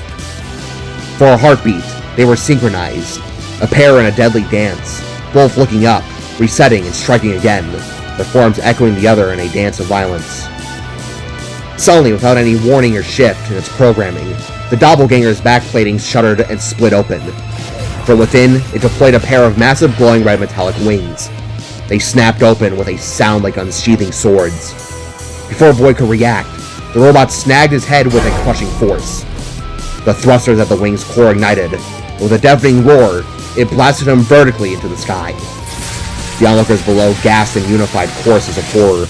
Their hero wasn't just thrown then. He was launched like a missile, his trajectory aimed squarely at the A&N building.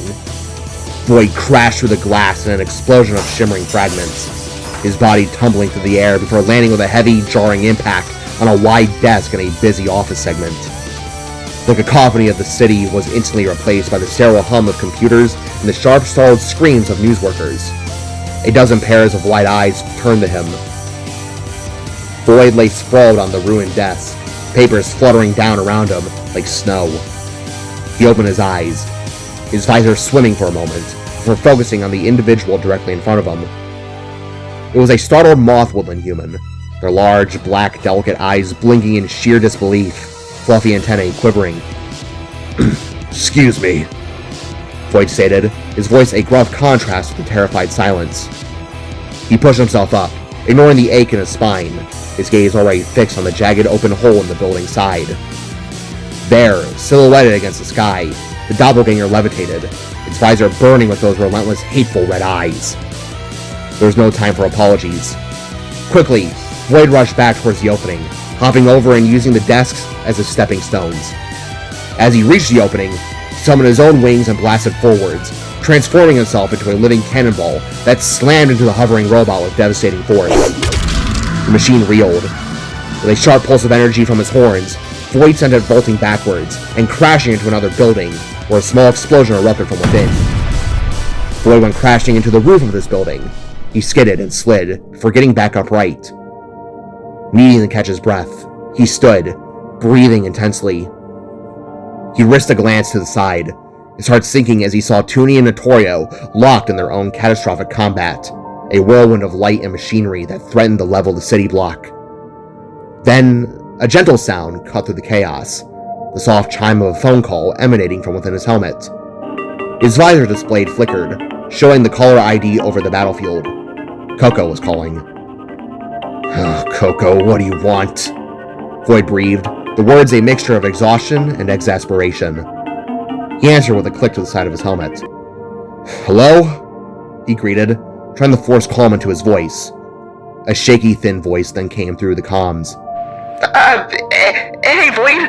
I know you're busy with a lot of things right now, but, Coco stuttered, her tone laced with fear. Voyd's eyes furrowed behind his visor. "What is it? Is something wrong?" he asked, his grip tightening on his Nova blade. Coco audibly gulped, the sound a tiny digital crackle. She stammered, unable to form the words. "Coco!" Voyd snapped back, his patience fraying at the edges of his fear. Then, she said it. The baby! The baby's coming! The words hit Voyd with more force than any energy pulse. Voyd's heart plummeted to his stomach, a cold dread and electric joy roaring within him. His irises shrank to pinpricks, and his breath caught in his throat. "What? Now?" he cried, his voice rising. Coco replied in a matching panic. Jaida's water broke. Nakha, Jamie, and Jen are gonna be over soon. Jen will get her stabilized, she said, but Voyd, you may be running out of time. Jay's coming, and he's coming fast. The world narrowed to that single, terrifying, wonderful sentence. Jay's coming. Before he could form a response, before he could even process a thought, the rooftop beneath him exploded upwards. The mechanized claw of the machine, searing hot from the explosion, burst through the concrete and snagged Voyd by the foot with unnerving accuracy. It yanked him down into the burning room, which looked to be an old storage facility. Voyd slammed into the scorched floor, the wind knocked from his lungs. He rolled back a few feet, debris scattering around him, before pushing himself to his full height. He glared through the gathering smoke at the now damaged machine approaching him. Its body was scarred from their battle, but its purpose was still resolute. With a series of hydraulic hisses, its chest plate slid open, revealing dozens of tiny pinprick rockets, all aimed, primed to fire. Voyd sighed, the sound lost in the growl of the flames. All the fear, all the urgency, the desperate need to be anywhere else coalesced into a cold, sharp focus. "Sorry, but I'm gonna have to cut this mime performance of yours short," Voyd said, his voice low and steady as he raised his Nova blade, its light cutting through the smoke. D-468 fired. A flurry of rockets soared forth, exploding around Voyd in a storm of fire and shrapnel. He moved quickly, leaping and dodging with grace. A Nova rune shimmered into existence before him, deflecting a blast. He used this deflecting explosion's shockwave to launch himself into a leap. He twisted midair and swung his blade down with every ounce of his strength, driving it deep into the glowing power core in the robot's chest. A horrific metallic screech erupted from its speakers, a digital death rattle, but it wasn't finished. It snagged Voyd with its claws, activated its wings again, and blasted out through the wall of the burning building. They became a tumbling comet of spark and machine, crash landing directly into the heart of Toonie and Notorio's battle. With a tremendous jerk, Voyd righted himself in the air, using his own momentum to force the dying robot beneath him, ensuring it took the brunt of the devastating impact into the street. Doppelganger, sparks flying from its core, reached out with a final spastic motion and snagged Voyd by the helmet, its claw tightening, preparing to crush the life from within. But Voyd was faster. With a hard and sharp yank, he dragged his Nova Blade up to the robot's body, splitting it in two. With a final concentrated burst of energy, he sliced its head clean apart. Just like that, D468 was dismantled, its red eyes flickering and dying. Voyd huffed, wincing as the larger machine of Notorios stomped around him, Toonie zipping and zooming like a comet around its legs. I hate cheap replicas, Voyd gruffed, his eyes already scanning the battlefield. He looked up, seeing the bottom half of Notorio's colossal machine, noting the exposed gears and servos whirring within its underside. Then he looked back at the twitching wreckage of D468, seeing its core not just dead, but bursting with unstable, overcharging energy. The battery was glowing a dangerous, blinding white red, ready to erupt. Without thinking, and acting on pure instinct, Voyd snagged the discarded, sparking torso of the robot. Bracing himself, he channeled all his remaining strength and threw it upwards. It sailed through the air, a final pathetic projectile, and made contact with the exposed underbelly of Notorio's machine.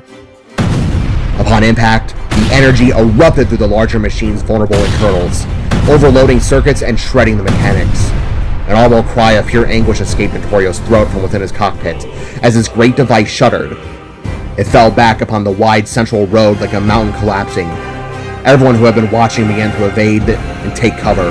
The sound of the impact was immense, a final crushing chord in the symphony of destruction, as the large machine finally made landfall, breaking apart into a million scattered, burning pieces.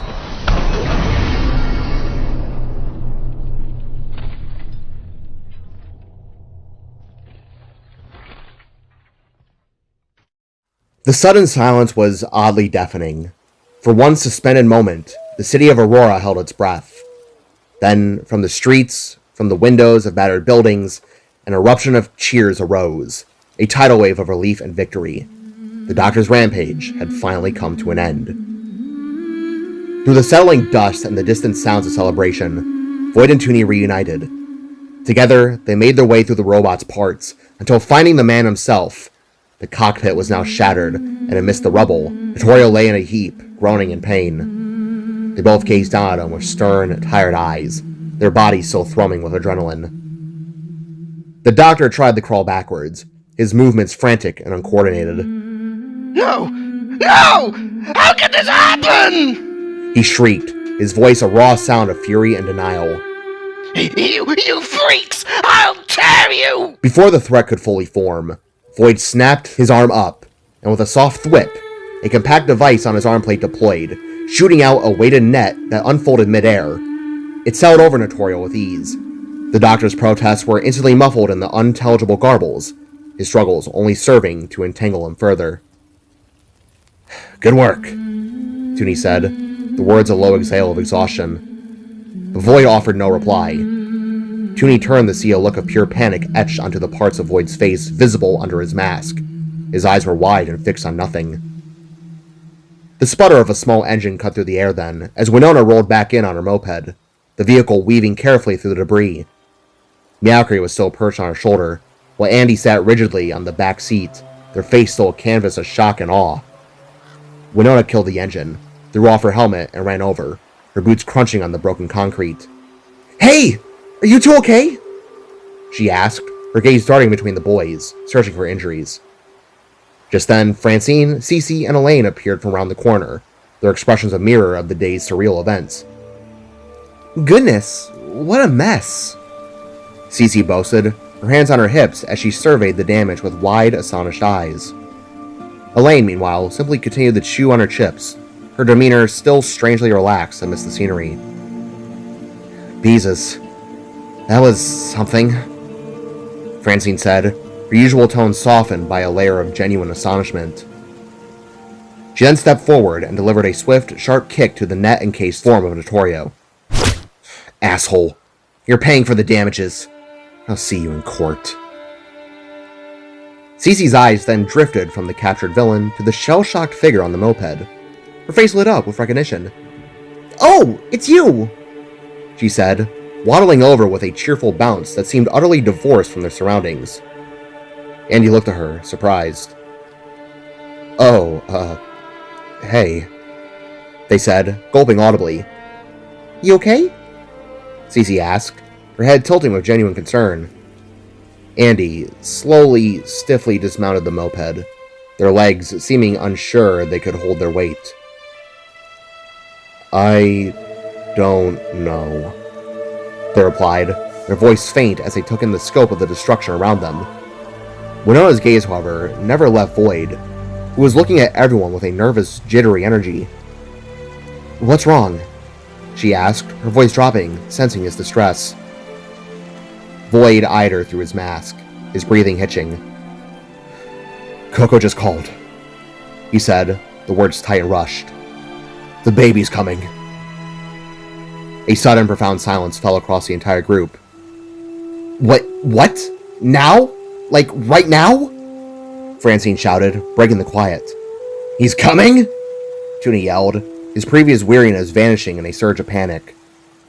Winona simply held a hand over her mouth, her eyes shimmering with a mixture of terror and elation. "Baby Purple Boy?" Meowcreek cried from her shoulder, his tail swaying with excitement. Voyd nodded.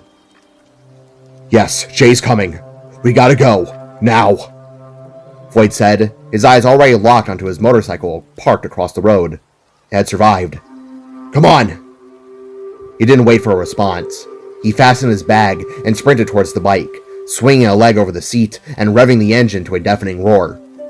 Before anyone could fully process the shift, he was gone, weaving through the streets at a reckless speed. "Oh crap!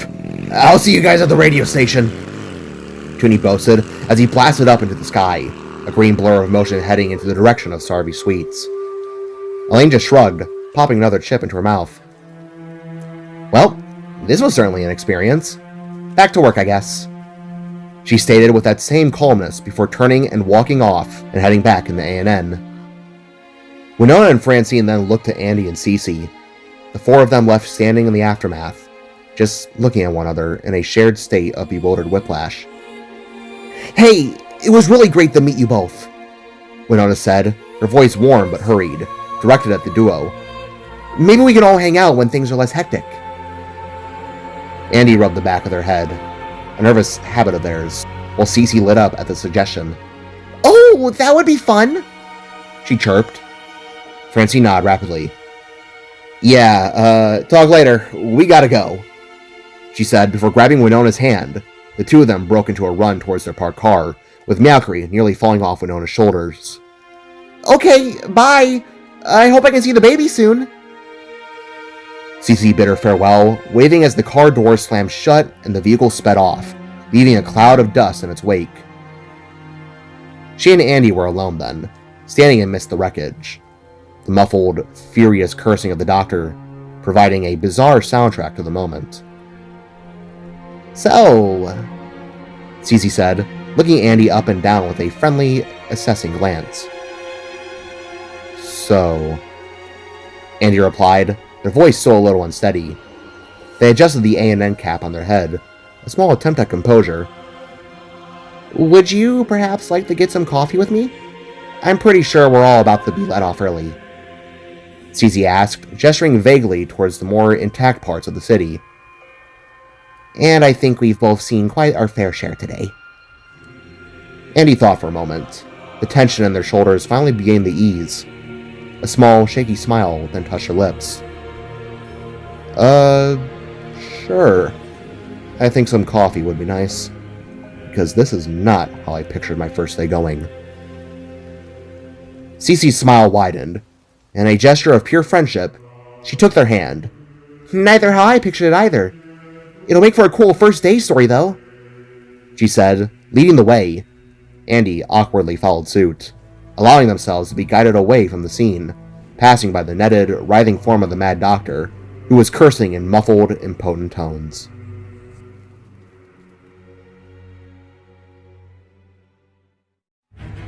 The roar of the motorcycle was like a dying beast's growl as it skidded to a halt outside the radio station.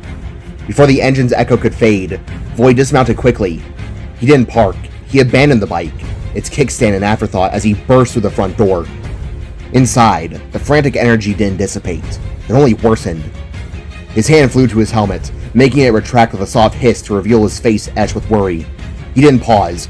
Pulling off and reaching into his bag, he pulled out his coat and wrapped it over his armored body to warm up just a bit. There was no time to remove the plating beneath. Every second was precious. He took the stairs, 2 at a time, his heavy boots thudding one step after the other. Right behind him came the sounds of Francine pulling in, the car door slamming shut almost before the vehicle had stopped. She was out in an instant, joined by Winona and Meowcree. They two bounded inside and up the stairs. "Hey, wait up!" Toonie cried as he landed with a soft thud, reverting back to his normal form. In his hands, he carried the box of donuts and followed. "Jaida!"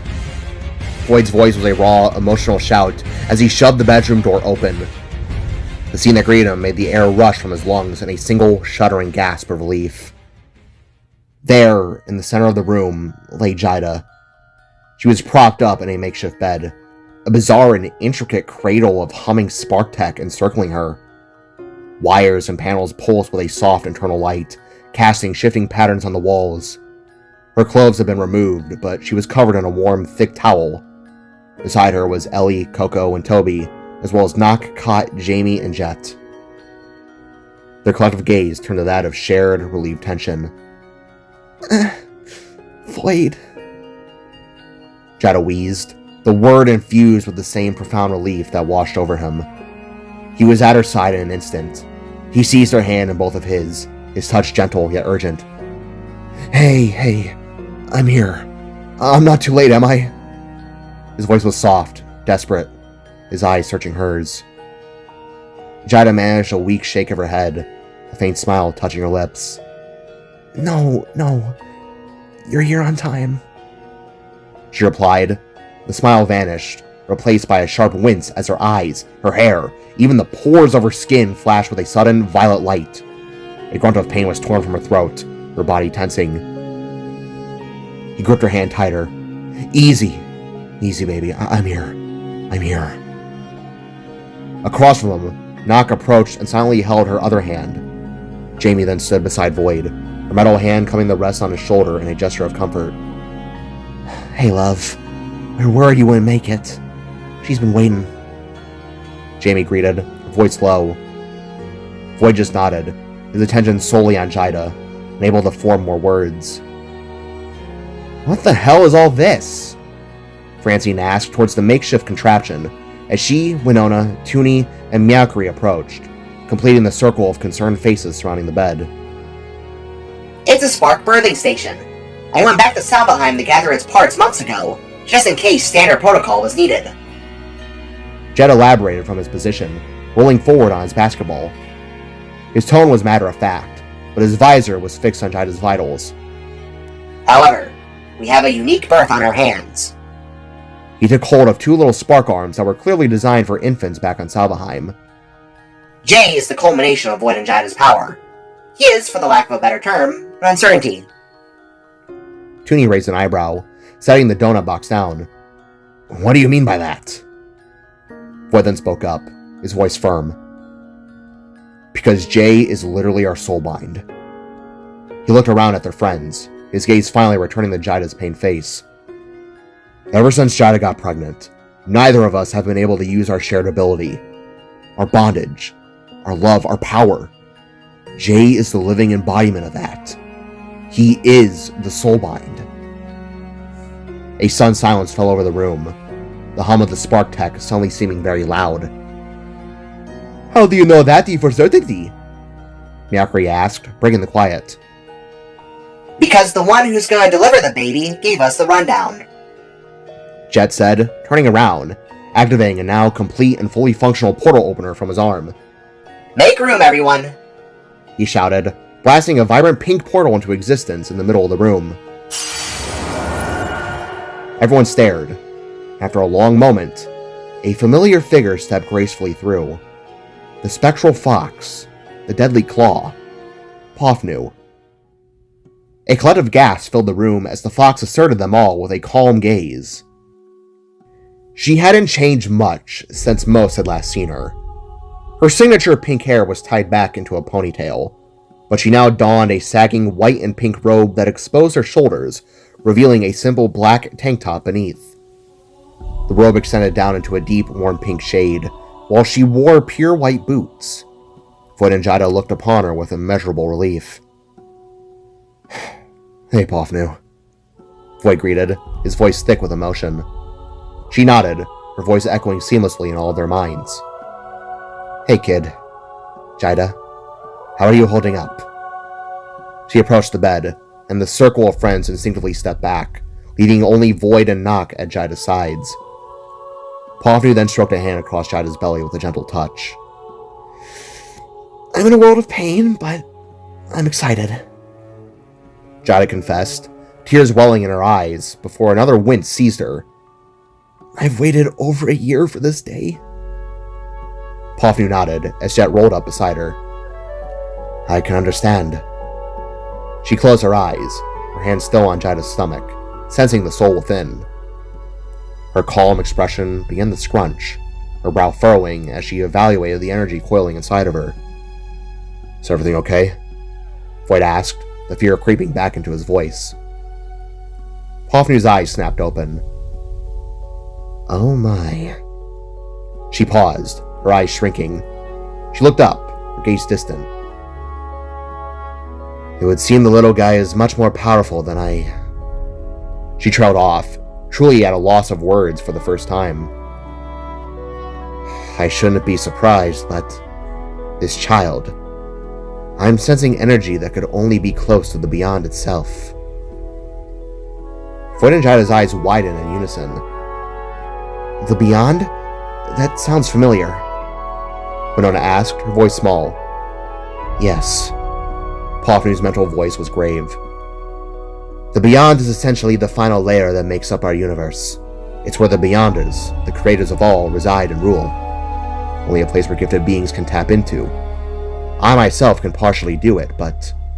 long story short, you've got a powerful child inside of you, Jaida. One that cannot be birthed naturally." Jaida managed to sit up slightly. "Whoa, so... C-section then, I'm guessing?" she asked, as everyone began to process the staggering information.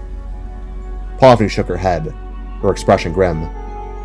"A C-section would cause a deadly eruption of energy to explode. It would be a catastrophic release and, well, it would kill us all." Francine flinched. "Okay, you can just say she is carrying a living bomb, good lord." A few nervous chuckles rippled through the group. Pofnu sighed. "Look, knowing your abilities, Jaida, I believe you can safely give birth if you were able to teleport the baby from your womb, just moving him from one place to the next. I'll catch him." As the fox spoke, she reached over and snagged a soft purple towel from cot, one with little stars etched onto its fabric.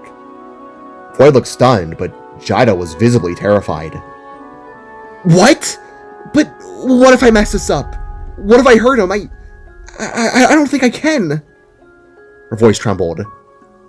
Before she could finish, Nock reached out and held her shoulder, his look one of absolute, unwavering belief. "Hey, you can do this. I know you can." Jaida eyed him, and a sliver of his confidence seemed to transfer to her. She managed a shaky smile. "Yeah, you got this, honey. It's gonna be okay. We all know you can do it. I know you can do it." Voyd stated, his voice fierce with belief. He pressed his forehead to hers. Jaida took a deep, shuddering breath. Okay, I can do this," she said, steeling herself. "I can do this." Jet nodded this, before hitting a sequence of buttons on the console of the device. Several solar panel-like appendages descended from above, scanning her and bathing her in a soft, warm light. "Okay, here I go," Jaida stated as she closed her eyes and focused. Her grip tightened on Voyd's and Nock's hands. Her breathing began to shake, evolving in the shallow, ragged pants as her body began to surge. A visible aura of the Soulbind's energy began to pulsate around her, Everyone drew closer, their faces filled with that of worry and awe. Jaida's grip grew impossibly tighter, her hurrying breaths transforming into deep, guttural groans of immense strain. The stares of her friends grew more nervous, more fearful, as Jaida's very veins began to glow with the same violent purple light beneath her skin, her bones visible and pulsating with each agonized throb of her heart. "Holy shit," Ellie muttered, her hand flying to her mouth, which was mirrored by Winona's next to her. Jaida gritted her teeth, a low moan escaping her lips. Voyd kept his head pressed to hers, whispering a continuous encouragement. "You got this. You got this." The entire room began to react under the pressure of the energy being unleashed. The lights flickered madly, then died, replaced by violet glows emanating from Jaida. Nearby items on shelves rattled, then levitated, caught in an unseen force field. The air around it grew heavy, charged with a scent of pure energy and creation. Jaida's body began to steam with the sheer overflow of the Soulbind's energy, a terrifying and beautiful sight. At last, her eyes flew open. They were no longer her own, but blazing, glowing orbs of pure lavender light. She screamed. It was a mighty, powerful sound that seemed to tear the fabric of the room itself. It was followed by a sharp, concussive surge, and then...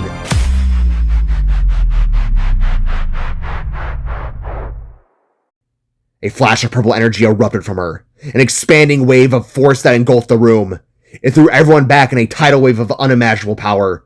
Bodies were flung against the walls, the windows cracked in the spiderwebs, the energy transferred outside. And as it did, flowers bloomed from the grass, a few leaves grew back on the trees, until it all went silent. Jaida laid back in her spot with a hard plop, dazed and half-conscious, the terrifying light gone from her, leaving her pale and spent. Across the room, Pavnu, who had been launched back the furthest, had hit the back wall with a sickening thud and slumped to the floor, motionless. The air in the room was thick with exhaustion, heavy, as if the very atmosphere had been drained of energy. A chorus of groaning arose from the floor, soft, pained, yet filled with something else. Relief.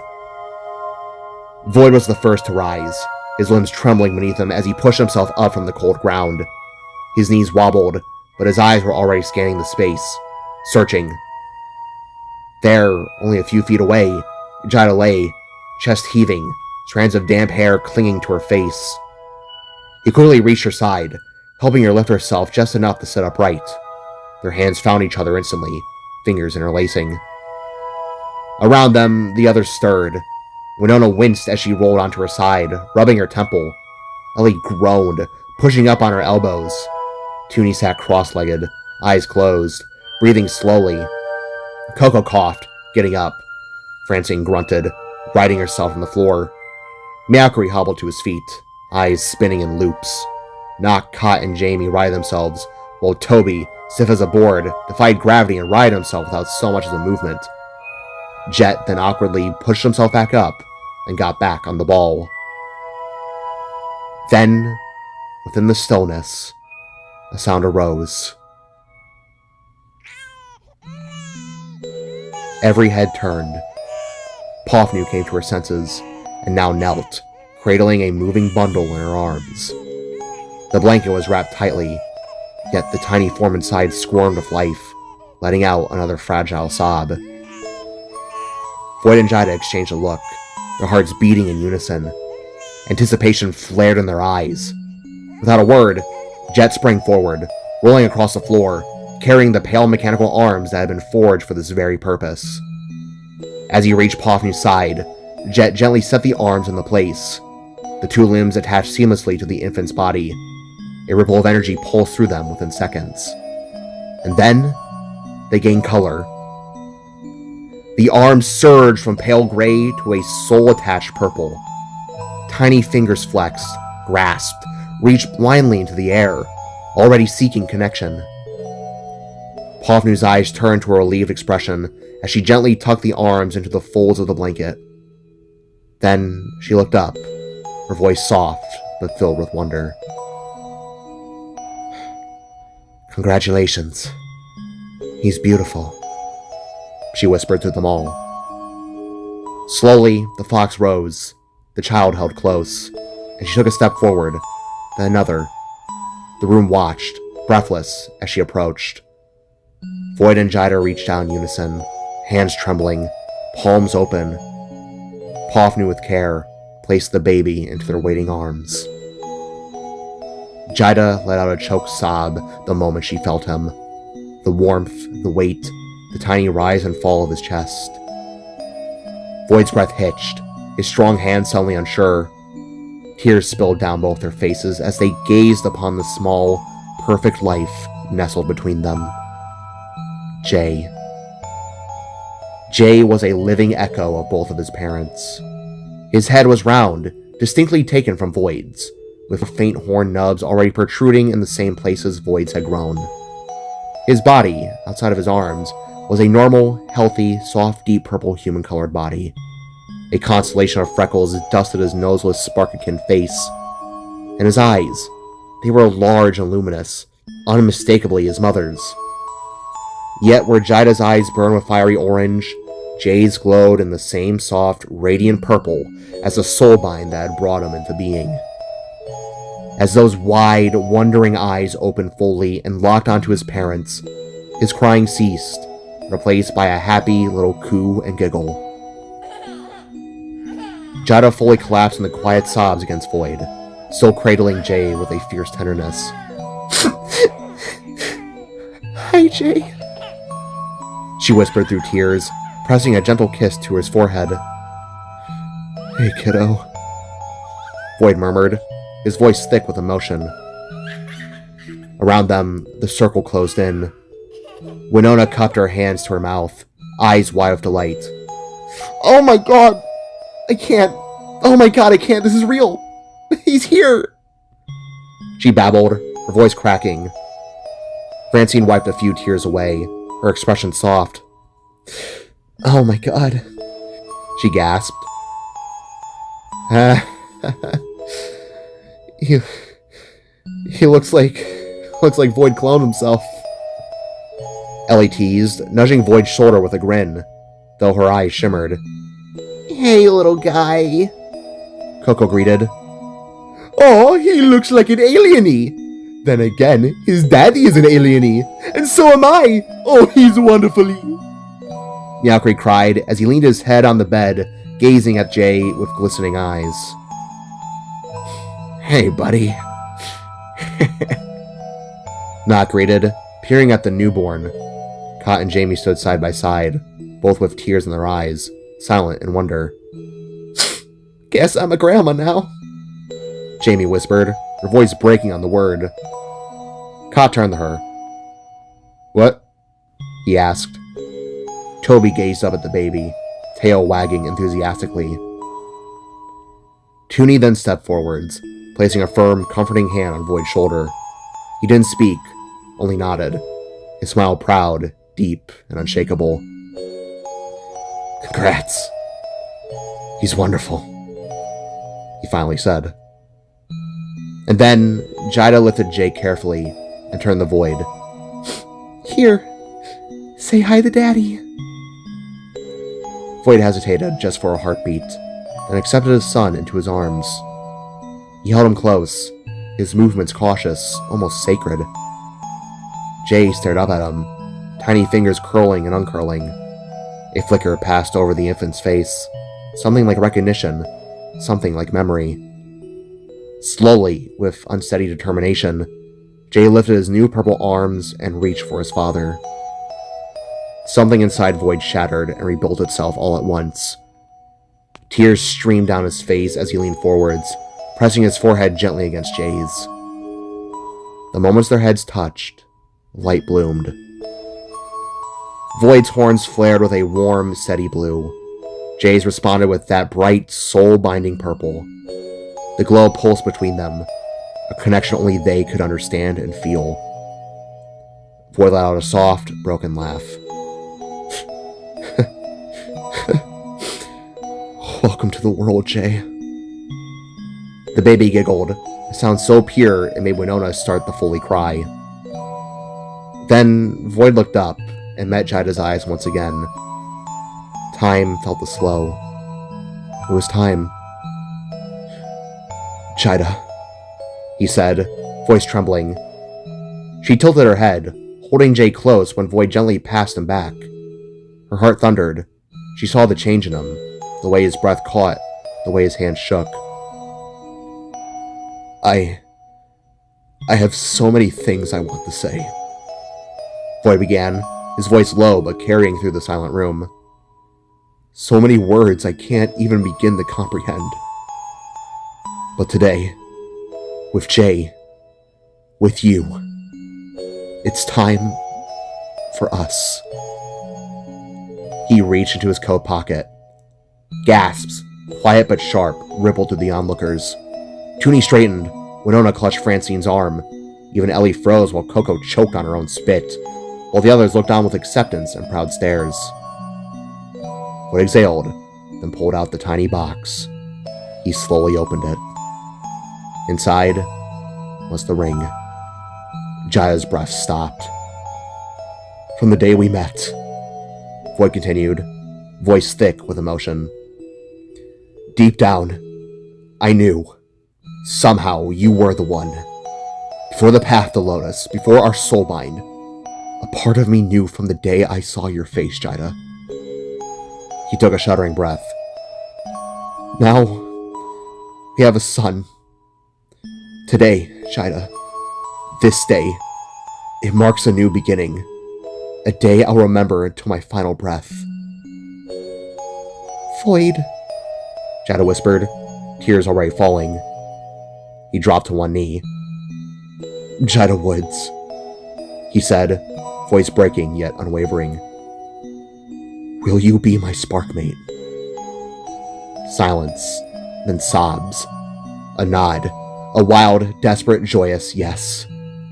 Yes! Yes! Yes! Yes! Yes! Of course! Of course!